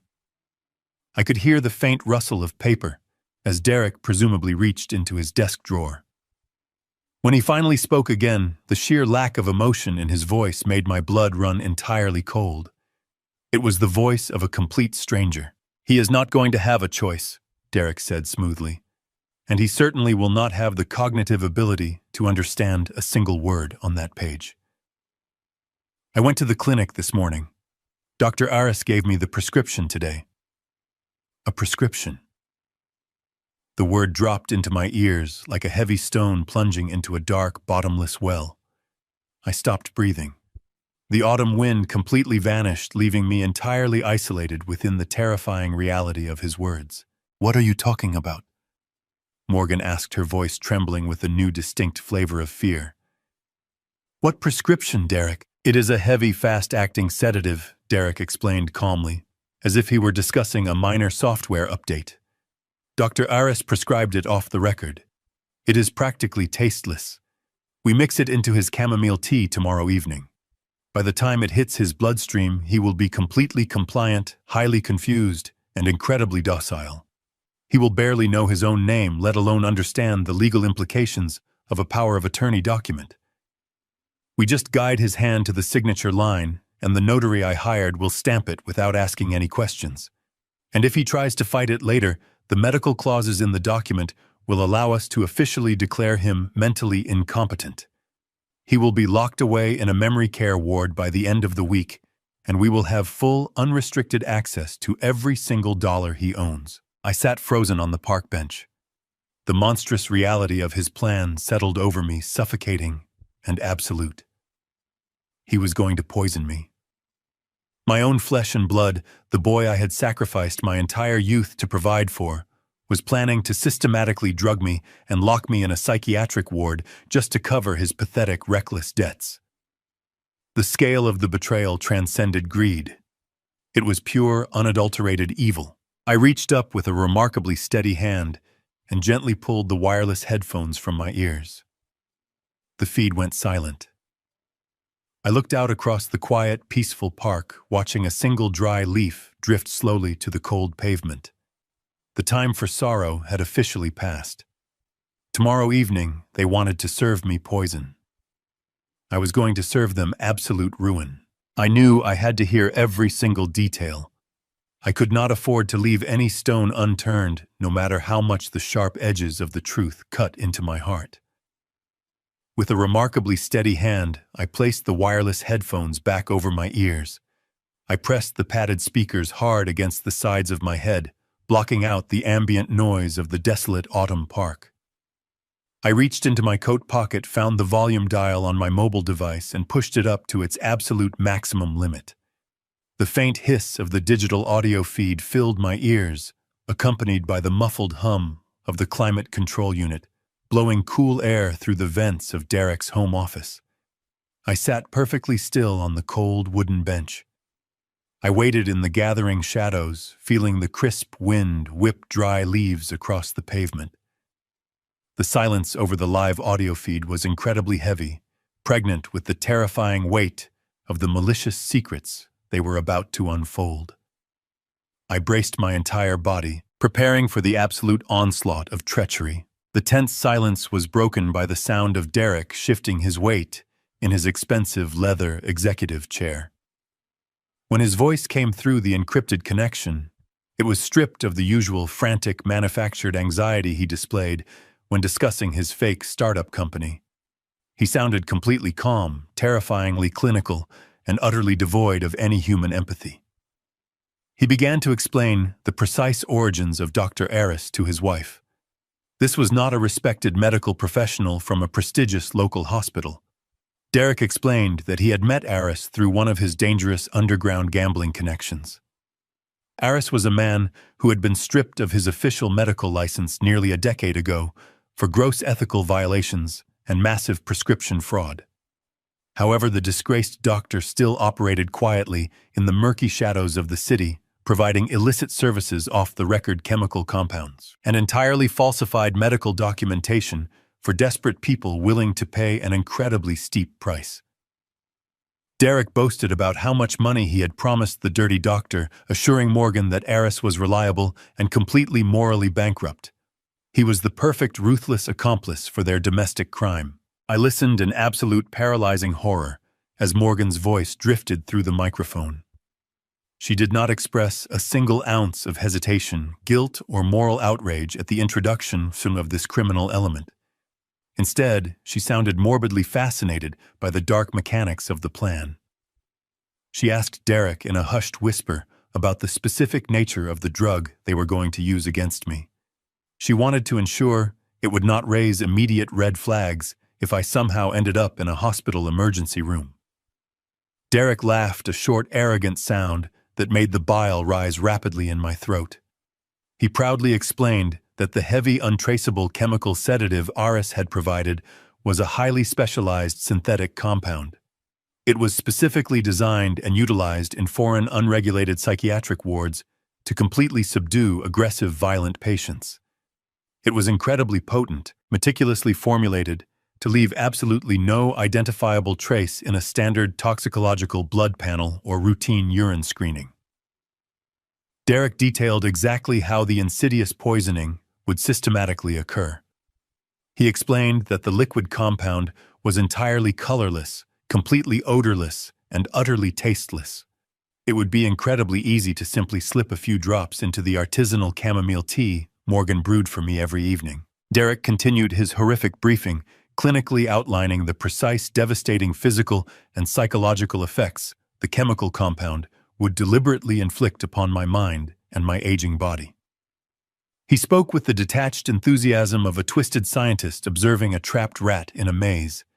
He told Morgan that within just a few short days of regular measured ingestion, the heavy sedatives would begin to aggressively attack my central nervous system. I would start experiencing severe, debilitating memory loss.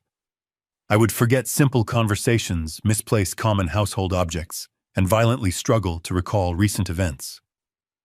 The drug would intentionally induce a state of extreme, persistent cognitive confusion, completely muddying my thoughts and systematically destroying my ability to focus clearly. Furthermore, Derek proudly explained the toxic compound would quickly cause prominent involuntary physical tremors in my hands and a noticeable shuffling weakness in my legs. I would physically and mentally transform into the frail, broken, entirely incapacitated old man they desperately needed me to be. I sat completely motionless on the park bench, my hands clenched into tight fists, paralyzed by the sheer depravity of my own son, explicitly detailing the systematic chemical destruction of his father's brain. Morgan's voice chimed in again, her tone now vibrating with a sickening, eager anticipation that made my skin crawl. She asked Derek exactly what the next crucial phase of the plan would be once the heavy sedatives fully took hold of my vulnerable system. Derek smoothly explained the meticulous theatrical performance they would confidently put on for the rest of the unsuspecting world. Once my engineered chemical deterioration became undeniably obvious to anyone who looked at me, They would seamlessly begin playing the sympathetic roles of the deeply concerned, thoroughly devastated children. They would express profound, fabricated sorrow and heartbreaking worry to our wealthy neighbors, the diligent household staff, and any of my former corporate business associates who happened to call the house. They would carefully construct an impenetrable, entirely sympathetic narrative surrounding my sudden, tragic decline. Derek explained that this theatrical performance was absolutely critical to their success.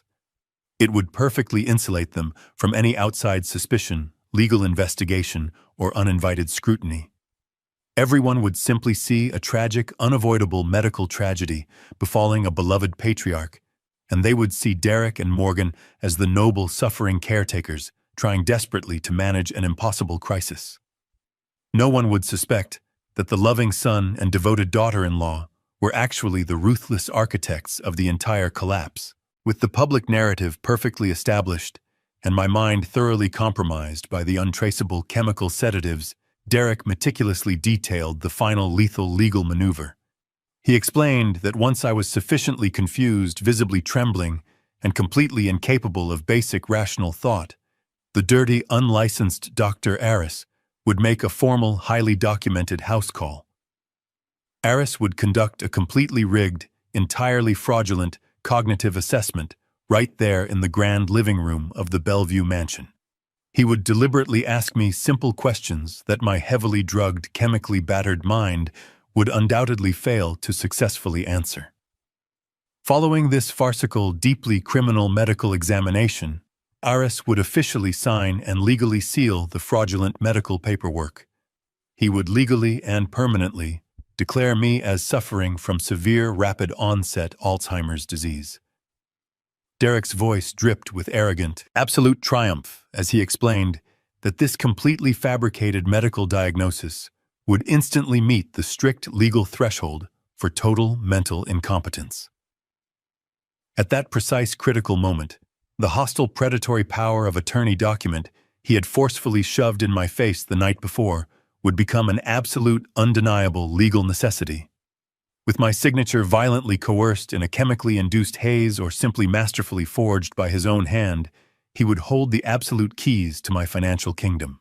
The audio feed suddenly crackled with the sharp, unmistakable sound of Morgan laughing loudly.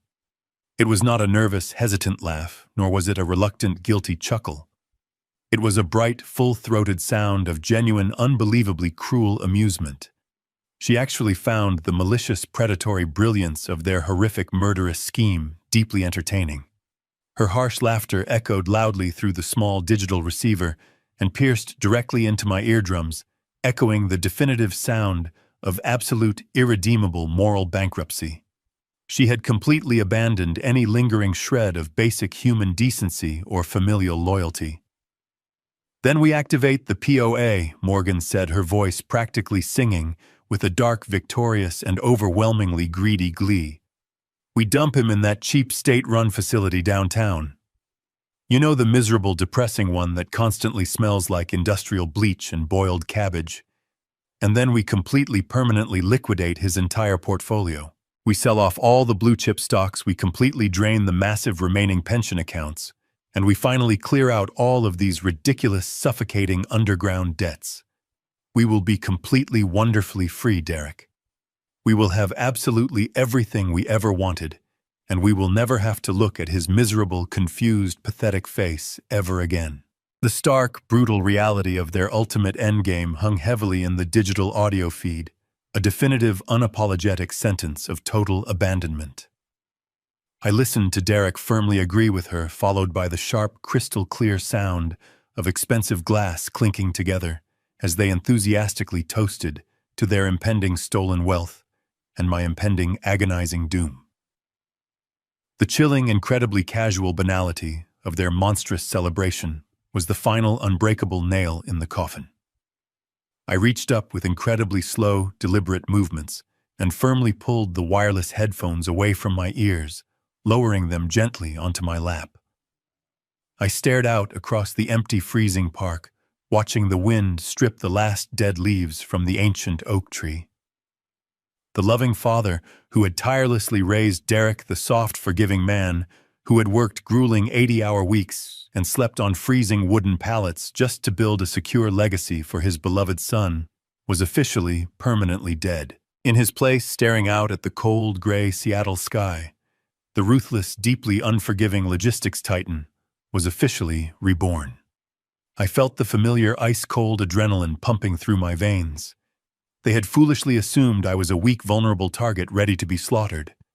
But they had absolutely no idea the terrifying depth of the devastating, calculated vengeance I was about to meticulously unleash upon their fragile, entirely fraudulent lives. I pulled my coat tightly around my shoulders and walked briskly away from the cold wooden bench.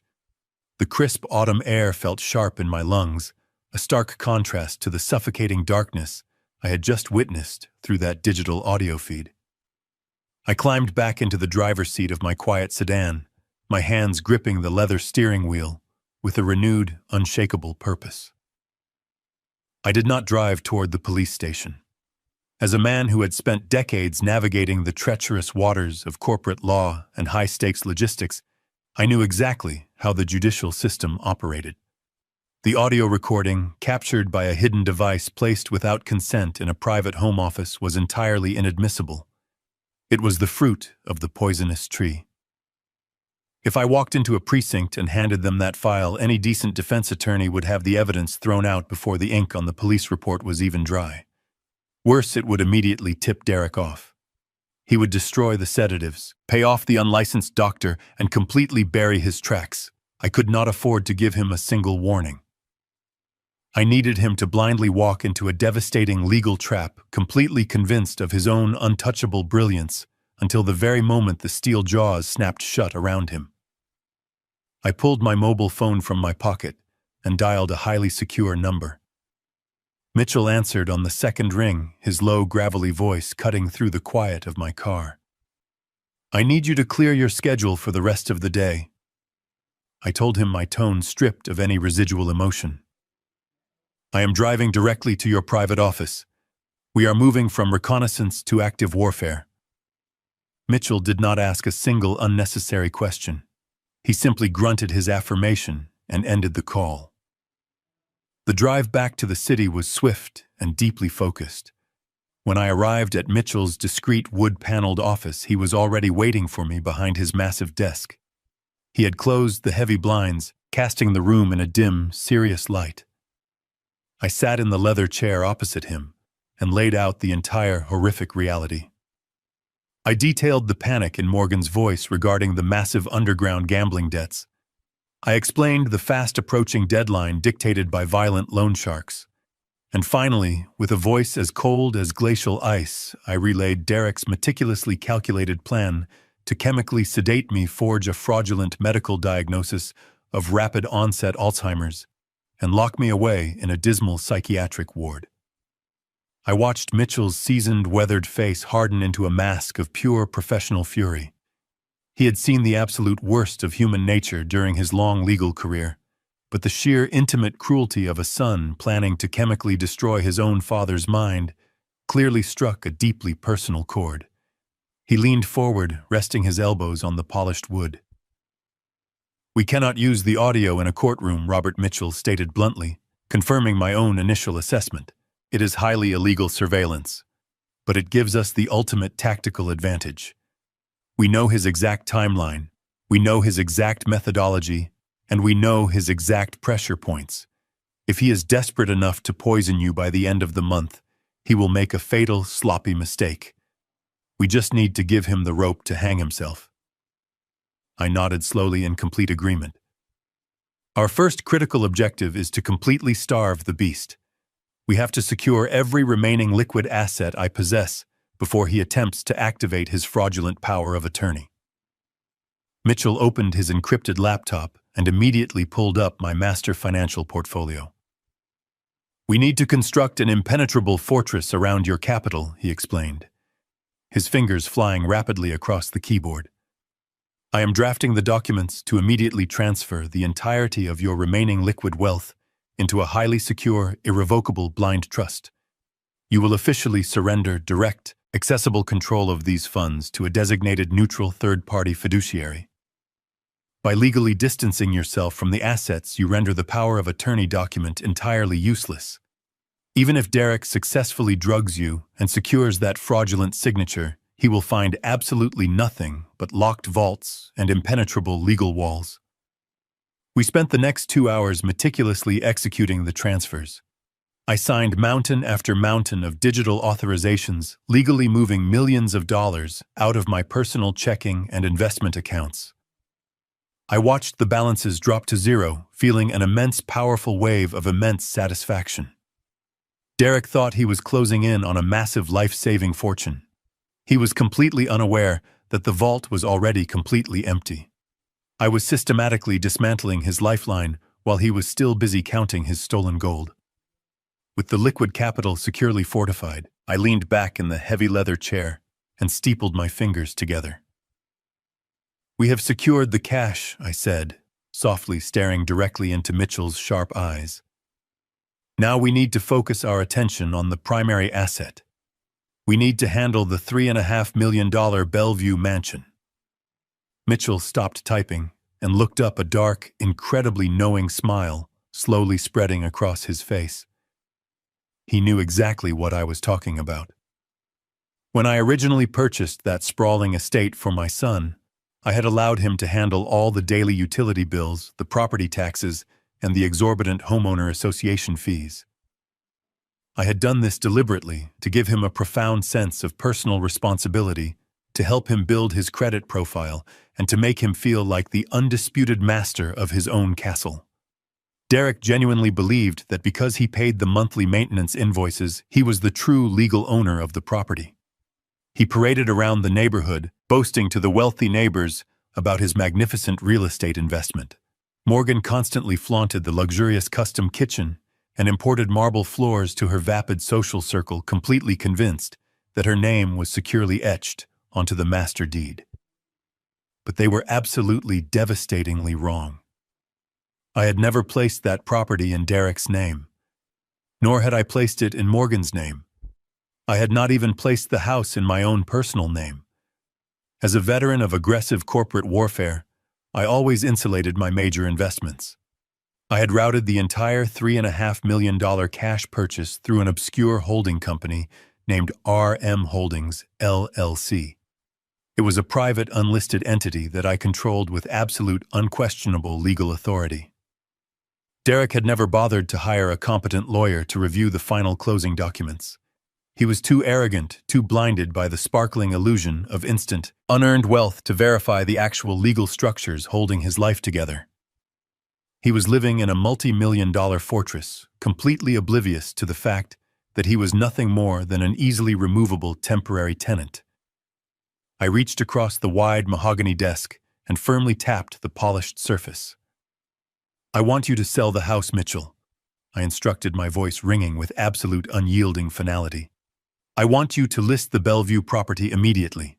I do not care about maximizing the profit margins, and I do not care about waiting for the absolute perfect market conditions. I want a cash buyer only, and I want the fastest legal closing in state history. Find an aggressive corporate developer or a foreign investor looking for a rapid acquisition. I want the papers signed and the eviction notices legally drafted before the end of the month. I want to rip the very ground out from beneath his feet right when he thinks he has won the ultimate prize." Mitchell looked at me, the dark smile completely transforming into a look of profound, genuine respect. He recognized the brutal, beautiful symmetry of the entire operation. Derek was currently rushing to illegally steal his father's life, completely unaware that his own life was about to be rapidly, legally liquidated. Mitchell nodded slowly and decisively, already reaching for his encrypted phone to contact his most aggressive, highly confidential real estate brokers. "Consider it done, Robert." Mitchell promised, his gravelly voice filled with absolute conviction. "The property will be sold. The funds will be securely routed directly into your new blind trust, and your son will receive his mandatory 30-day notice to vacate before he can even blink." I stood up from the comfortable leather chair, feeling stronger and more focused than I had in a decade. I buttoned my thick wool coat, preparing to walk back into the battlefield of my own home. I was going to drink my evening tea. I was going to look my treacherous son directly in the eyes. I was going to play the tired, confused victim perfectly, completely masking the enormous, lethal storm raging inside my chest. The final absolute legal trap was now completely flawlessly set, waiting to be fiercely sprung. My ultimate glorious victory was undeniably assured. I am ready. Thursday evening descended upon the Bellevue mansion with a heavy, oppressive gloom. The rain from the previous night had finally stopped, leaving behind a thick blanket of gray fog that pressed tightly against the floor-to-ceiling windows of the grand living room.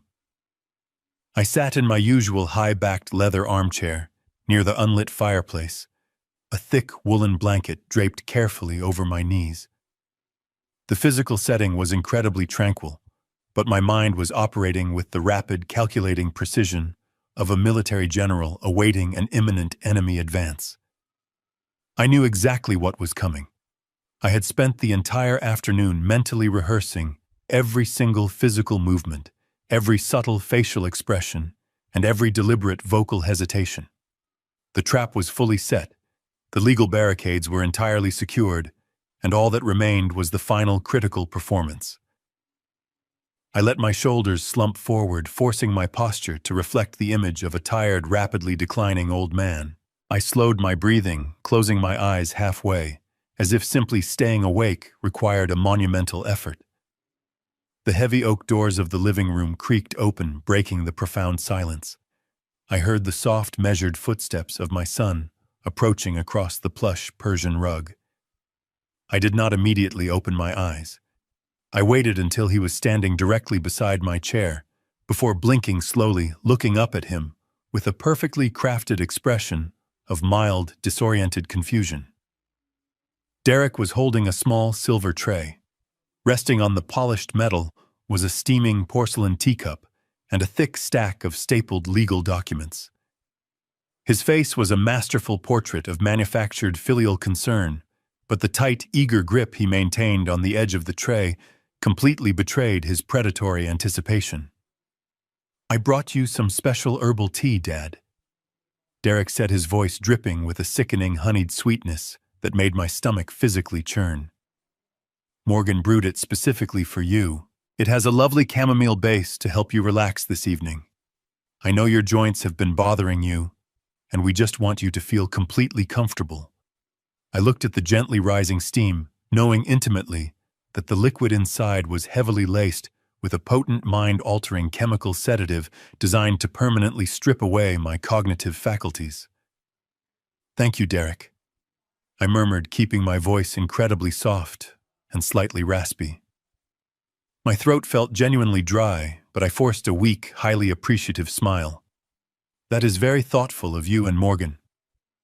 I slowly extended my right hand toward the silver tray. As my fingers approached the delicate porcelain handle, I deliberately initiated a pronounced, visible tremor. I let my hand shake violently, causing the porcelain cup to rattle sharply against the matching saucer. Derek watched the display with rapt attention. I could see a brief, terrifying flash of absolute triumph completely illuminate his dark eyes. He genuinely believed his psychological warfare was already taking a severe physical toll. I finally managed to grasp the handle, lifting the cup with a highly exaggerated, agonizing slowness. I brought the rim of the cup directly to my lips. I blew softly on the hot liquid, inhaling the fragrant, innocent scent of the chamomile.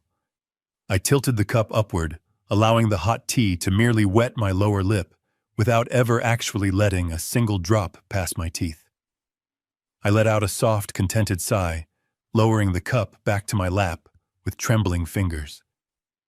"It is quite warm," I whispered, staring vacantly at the stack of papers he had now placed firmly onto the small wooden side table next to my chair.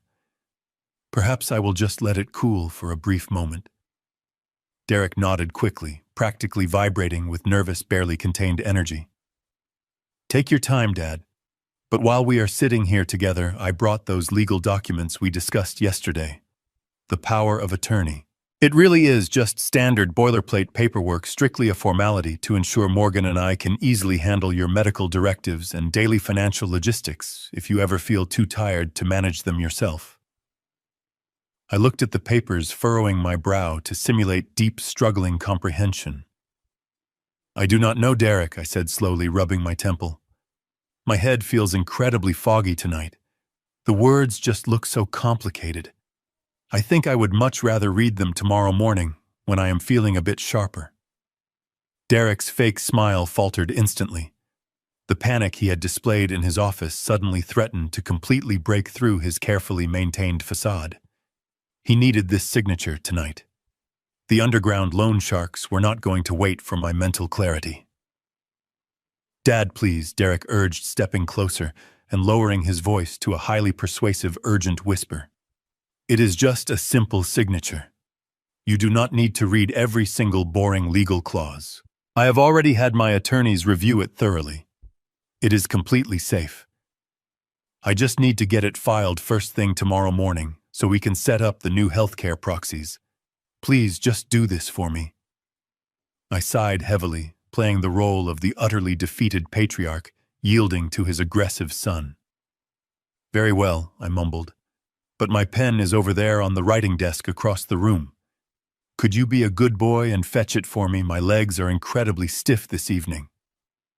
Derek did not hesitate for a single fraction of a second. He spun around immediately, his back completely turned to me as he quickly strode across the vast living room toward the distant antique writing desk.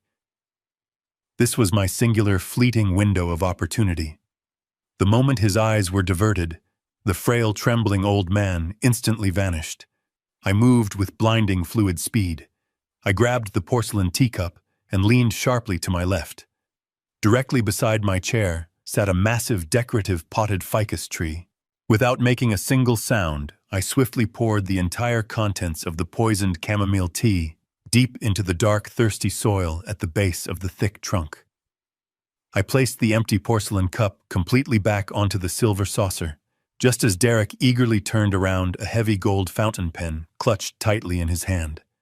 I immediately resumed my slumped posture, letting my right hand tremble pathetically on my knee. He walked back over and handed me the pen, his eyes darting quickly to the empty teacup. A look of profound, dark satisfaction washed over his face. He believed I had consumed the entire dose of the mind-destroying sedative. He quickly picked up the stack of documents and placed them onto my lap, pointing at the signature line at the bottom. "Just sign there, Dad," he instructed, his voice breathless with overwhelming greed. I took the gold pen. I forced my hand to shake as I pressed the metal nib against the crisp white paper. I deliberately ruined my normally perfect signature, creating a messy, illegible scrawl. Derek snatched the paper, a look of triumphant greed on his face. He patronizingly patted my shoulder. "Do not worry, Dad. I will take care of everything from here." I nodded weakly. "I know you will, son." Friday evening arrived with a sickening display of profound arrogance and fabricated wealth. Despite the crushing, insurmountable underground debts hovering over their heads, Derek and Morgan decided to host a lavish wine-tasting party. The mansion was completely transformed into an exclusive social event.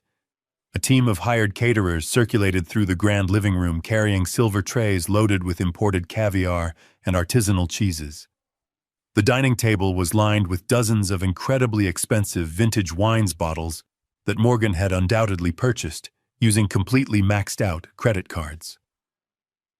It was a desperate, pathetic attempt to maintain the flawless illusion of high society success, a smokescreen designed to convince their shallow friends and local angel investors that Derek was still a rising tech visionary. I knew the absolute truth. I knew they were celebrating what they believed was their ultimate flawless victory over my finances. They genuinely thought the heavy sedative they had served me the night before was currently dissolving my brain. They thought they had entirely secured my entire portfolio with that forged power of attorney document. They forced me to sit in a high-backed wingback chair, tucked away in the darkest corner of the expansive living room. It was a strategic, highly calculated placement. They wanted me visible enough to serve as a tragic prop, but isolated enough so I could not actively engage in any meaningful conversation. I played my role with absolute unwavering dedication. I wore a wrinkled cardigan. I let my shoulders slump forward, resting my chin against my chest. I maintained a vacant, entirely glassy stare, occasionally allowing my hands to tremble visibly against the armrests. I watched the elite guests mingle their expensive jewelry, catching the light of the crystal chandeliers. Morgan floated gracefully through the crowd, wearing a stunning designer gown, holding a glass of sparkling rose. Whenever a guest glanced in my direction, she would offer a deeply pained, incredibly brave smile, flawlessly playing the part of the devoted, suffering daughter-in-law, gracefully managing a tragic family burden. It was a sickening, highly rehearsed performance. I sat in my quiet corner listening to the loud, arrogant chatter filling the room. Derek was holding court near the massive marble fireplace surrounded by a tight circle of wealthy local businessmen and potential venture capitalists. He looked incredibly smug, swirling a glass of dark red wine, his chest puffed out with completely unearned pride. He was spinning elaborate, entirely fictitious tales about his non-existent software company, bragging about phantom algorithms and massive impending corporate buyouts. He lied with such effortless, fluid ease that it was genuinely terrifying to witness. I watched him smile, knowing intimately that his entire world was a hollow, fragile shell. He had absolutely no idea that earlier that very afternoon, Mitchell had officially finalized the rapid cash sale of the entire Bellevue estate. He had no idea that the millions of dollars he thought he had successfully stolen were currently locked away securely inside an impenetrable blind trust. He was a dead man, walking proudly, showing off a castle that he no longer even legally occupied. As the evening wore on and the wine continued to flow freely, the volume in the grand living room grew increasingly loud and obnoxious. Derek, emboldened by the alcohol and the fawning attention shown of his shallow peers, began to lead his group of captivated investors directly toward my isolated corner. He wanted to use my manufactured misery to elevate his own twisted sense of nobility. He stopped just a few feet away from my chair, gesturing grandly around the opulent, meticulously decorated room. I kept my eyes focused blankly on the Persian rug, letting my right hand shake with a pathetic, rhythmic tremor. Derek took a slow, arrogant sip of his vintage wine, looking down at me with an expression of pure, unadulterated contempt, completely masked as filial devotion. "Yeah, I bought this place in cash," Derek boasted loudly, ensuring his voice carried clearly over the ambient music so every single investor could hear his massive lie. It was a solid, highly strategic real estate investment for the portfolio. Plus, I really needed the extra square footage. I took care of my old man, too. I moved him in with us so we could give him the proper round-the-clock supervision he requires. You know how it is with the elderly. You just have to step up and take the heavy reins when their minds start to go. It is a massive financial burden, of course, but family always comes absolutely first. A collective, sickening murmur of profound sympathy rippled smoothly through the small group of wealthy men. They nodded approvingly, raising their crystal wine glasses in a silent, respectful toast to Derek's incredible generosity and noble character. One of the men, a tall executive with slicked back hair, looked down at me with an expression of deep, condescending pity. "It is incredibly admirable of you, Derek," the executive murmured softly. "Alzheimer's is such a brutal, unforgiving disease. He does not even seem to know where he is tonight. It must be so incredibly difficult for you and Morgan to watch him completely fade away like this." Derek sighed heavily, placing a gentle, highly patronizing hand directly onto my trembling shoulder. "It breaks my heart every single day," Derek whispered, layering his voice with a thick, entirely fabricated sorrow. "But we do what we must. I just try to remember the strong, capable man he used to be, before his brain completely betrayed him." I stared down at the intricate patterns woven deeply into the expensive Persian rug. I listened to the thick, suffocating layers of his monstrous deception. He had stolen my grandson's future. He had explicitly conspired to drug me into permanent oblivion. He had attempted to legally rob me of every single penny I had earned over a lifetime of grueling, relentless labor. And now he was standing in a house he did not own, drinking wine he could not afford, using my supposed mental destruction as a cheap, pathetic parlor trick to impress a room full of strangers.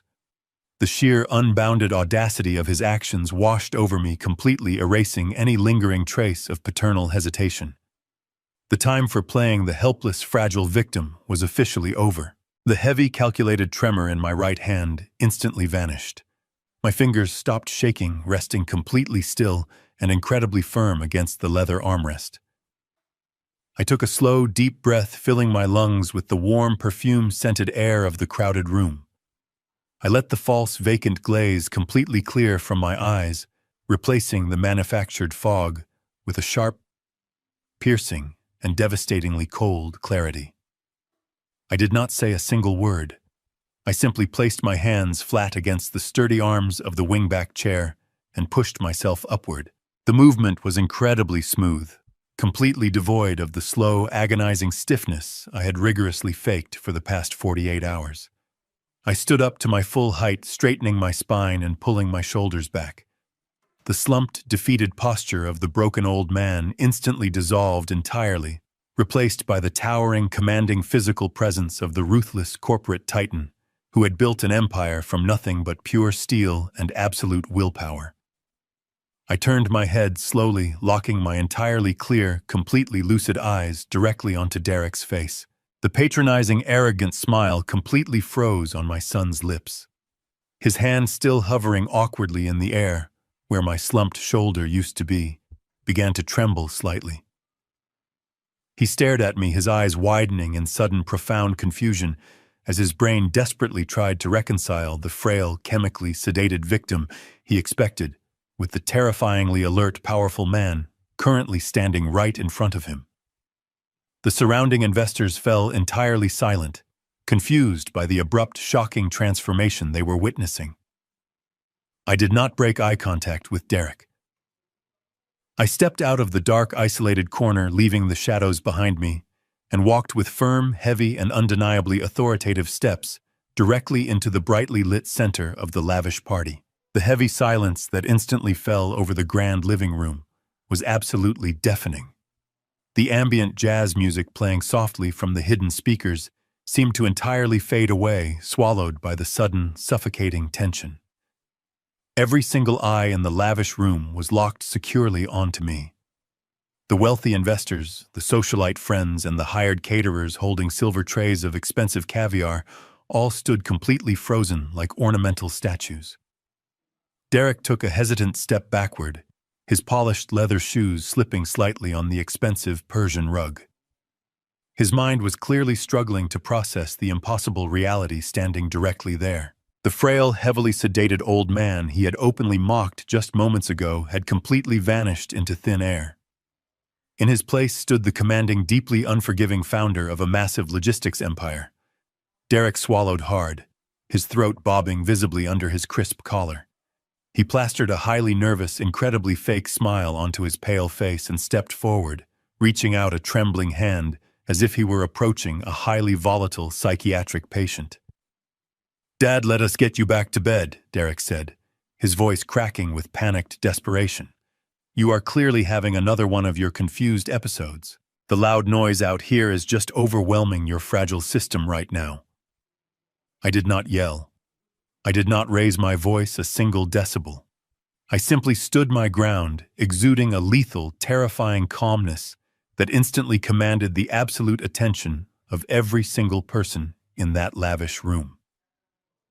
"Do not patronize me, Derek," I said, my voice echoing with a deep, resonant authority that cut cleanly through the thick, tense air. My mind has never been clearer, and my memory is absolutely flawless tonight. I reached directly inside the inner pocket of my tailored blazer and swiftly retrieved a heavy manila folder.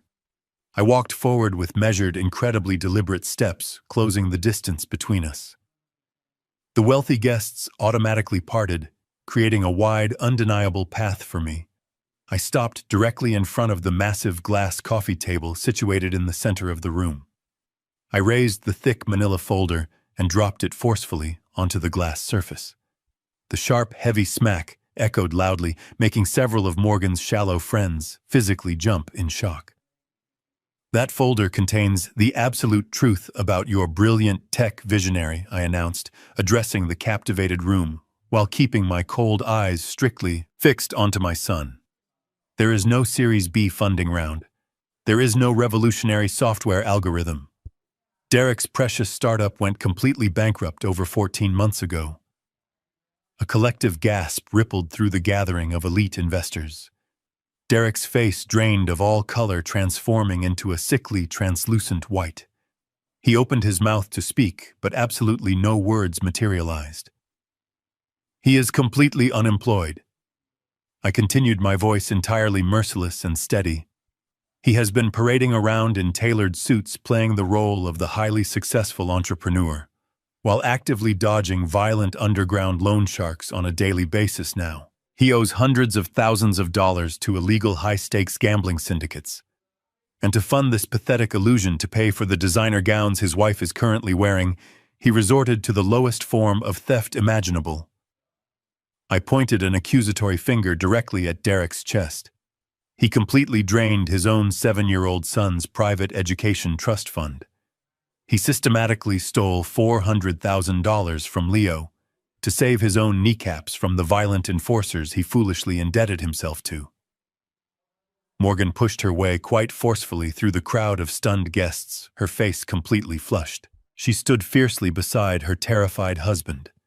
"He is completely crazy," Morgan screamed loudly, her voice shrill and echoing wildly off the high ceilings.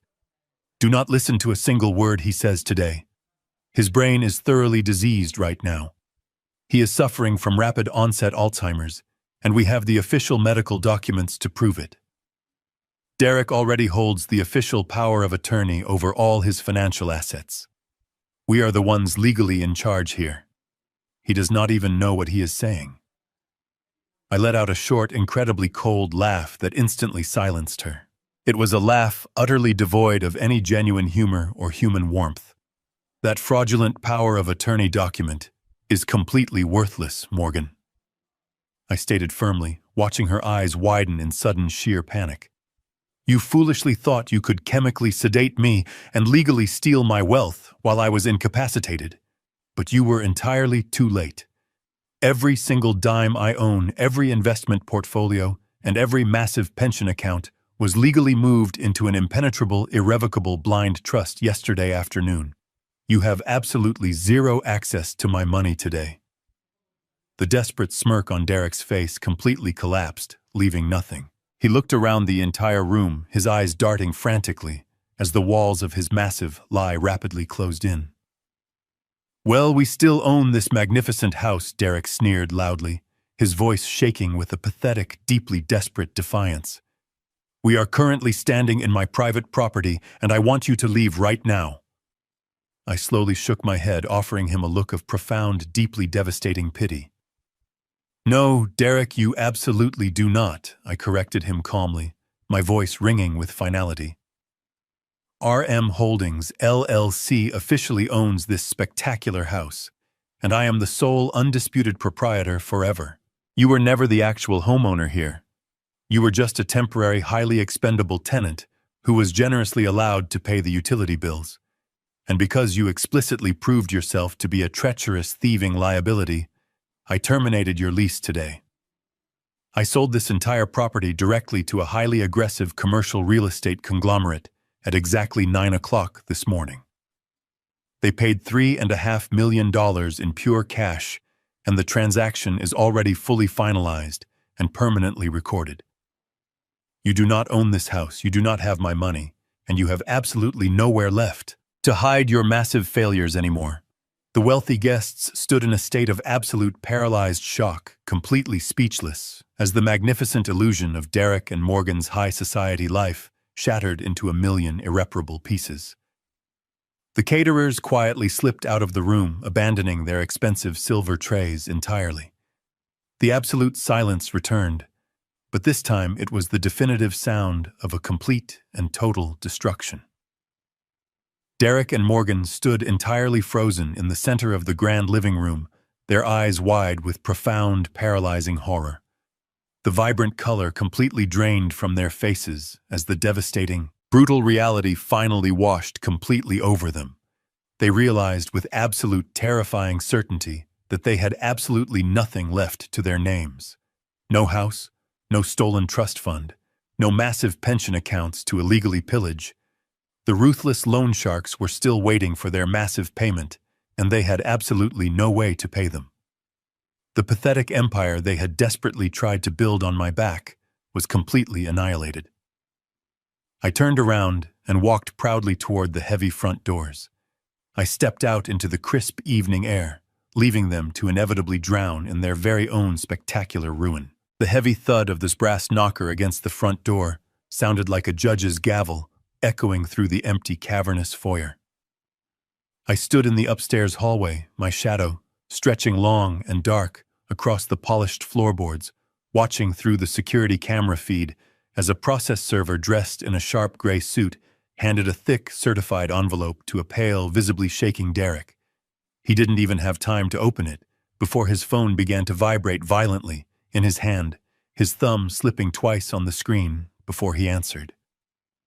Even from the top of the stairs, I could hear the sharp, aggressive barks of his debt collector, a sound that pierced the air with the cold finality of a death sentence.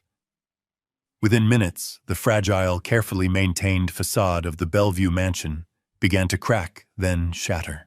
Morgan emerged from the master suite, her face a mask of furious, hysterical confusion. She was clutching her smartphone, her fingers clawing at the screen as she shouted into the receiver.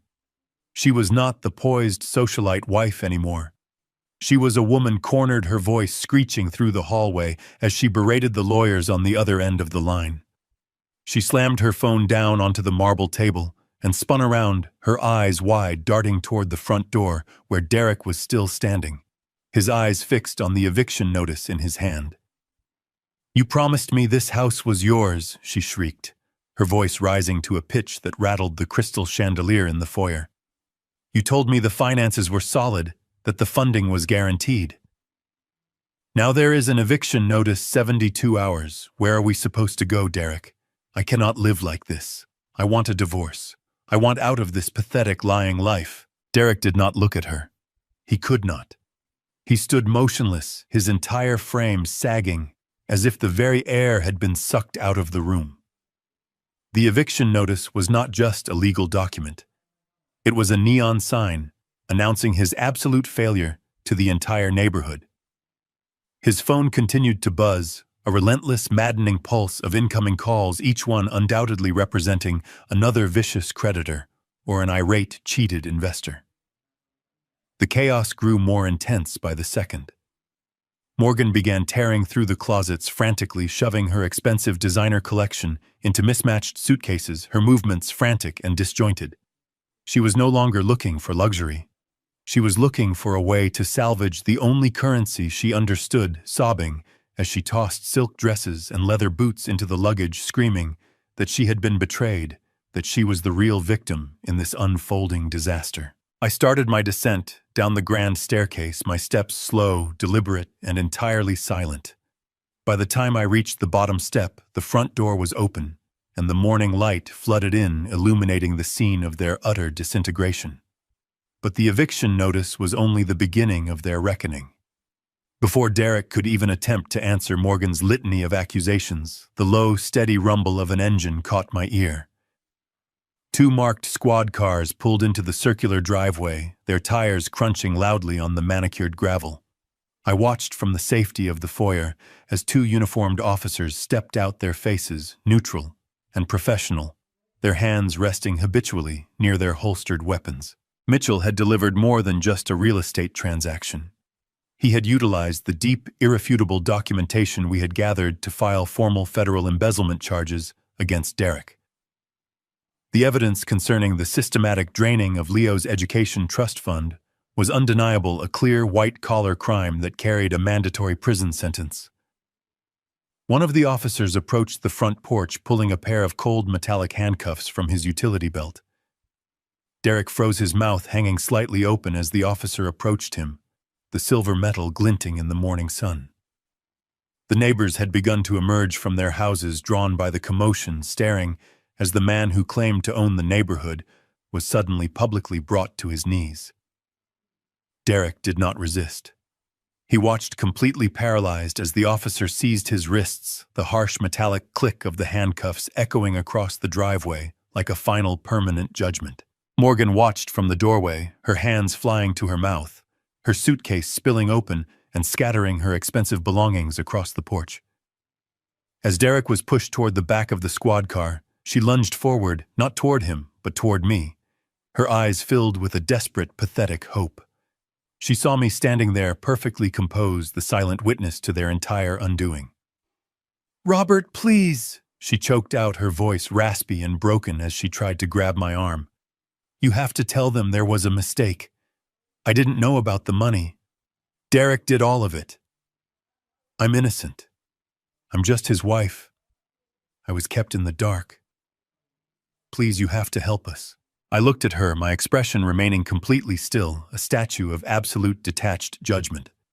I did not move away from her touch, nor did I offer any comfort. Instead, I pulled my phone from my pocket with a slow, agonizing precision. I tapped a single button, and the high-fidelity speaker filled the porch with the crystal-clear, damning audio from 2 nights ago. Her own voice rang out across the driveway, clear, sharp, and mocking, detailing the plan to drug me, to label me mentally incompetent, and to dump me in a state-run facility so she could finally be free to liquidate my entire life. The recording stopped.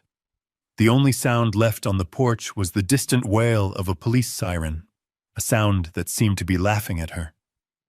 She stood there for a heartbeat, the reality of her own words finally carving a path through her denial. She stared at me, her mouth working silently, before her knees finally buckled beneath her. She collapsed onto the gravel, her designer clothes ruined her face, buried in her hands, utterly and completely destroyed by the truth she had so carefully constructed for me. I turned my back on them both, walking toward the gate, as the doors of the squad car slammed shut, sealing the fate of the boy who thought he could outsmart his own father. The chaos of the eviction and the subsequent arrest of my son had left a vacuum of silence in my life that I had not experienced in years. It was a silence filled with the bitter taste of betrayal, but also the intoxicating sweetness of absolute hard-won victory. In the weeks that followed, the legal machinery moved with a cold and brutal efficiency. Mitchell was a whirlwind of professional precision, his team working tirelessly to secure every remaining asset. We presented the mountain of evidence, not just of Derek's gambling debts and the fraudulent medical schemes, but the explicit documentation detailing the systematic embezzlement from little Leo's trust fund. The judge did not hesitate. Given the overwhelming proof of criminal intent and the clear danger Derek and Morgan posed to the child, the court granted my petition for full emergency custody with no visitation rights. The weight of that decision felt like a physical burden lifting from my chest, replaced by the profound, grounding responsibility of protecting the only innocent life in this entire miserable saga. I moved Leo out of the reach of the toxic debris that had been his parents' lives. We traveled west, leaving the dark, echoing halls of the Bellevue mansion behind us. My destination was a secluded, serene cabin perched precariously on the rugged edge of Lake Tahoe. It was a place I had purchased decades ago, a sanctuary where I had once come to escape the relentless grinding pressures of the corporate world, though I had rarely visited it since my business ventures exploded into an obsession. Now it served a far more noble purpose. The morning air at the lake was impossibly crisp, carrying the sharp, clean scent of mountain pine and the refreshing metallic tang of cold, deep water. I sat on the weathered wooden dock, my worn boots dangling just above the surface, watching the sunrise paint the sky in hues of burnt orange and soft, bruised purple. My fishing rod rested gently on my lap, the line cutting a fine, shimmering path through the glass-like water.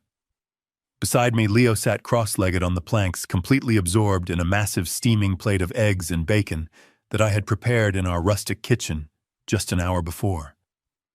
He was wearing an oversized flannel shirt that swallowed his small frame, his hair windswept and messy. For the first time since this nightmare began, the hollow, haunted look in his eyes had been replaced by a bright, inquisitive spark. He laughed, a sudden melodic sound that seemed to dance across the stillness of the lake as a curious duck drifted nearby. He was safe. The toxic parasites who had sought to consume everything I had built were either rotting in a holding cell or desperately drowning in the legal and financial bankruptcy I had meticulously engineered for them. I looked out over the vast, expansive mirror of Lake Tahoe, watching the ripples from my line slowly expand toward the horizon. I thought about the man I had been when I first bought this cabin, a man who believed that if I simply provided enough, worked hard enough, and accumulated enough, I would naturally secure the loyalty and love of my descendants. I had provided, blindly pouring fortune after fortune into Derek's grasping hands, foolishly believing that material abundance could bridge the character gaps that his own entitlement had created. I realized now, with a clarity that stung, that I had failed to raise a son because I had prioritized the size of his inheritance over the quality of his spirit. I had given him the world without teaching him the value of the ground beneath his feet, but I would not make the same mistake twice. The ruthlessness I had been forced to summon to burn their world down was not a cruelty, but a necessary fire. Sometimes the greatest act of love is having the iron will to destroy everything that has become rotten, to clear away the suffocating weeds so that the small, fragile things can finally breathe and grow. I was no longer the distracted, wealthy father who let others define his family's values. I was a man reborn, a guardian, who had learned that true protection requires the strength to act, the intelligence to plan, and the cold, unyielding resolve to see justice through to the very end. Leo nudged my arm, pointing excitedly at the end of the line as it began to twitch against the surface.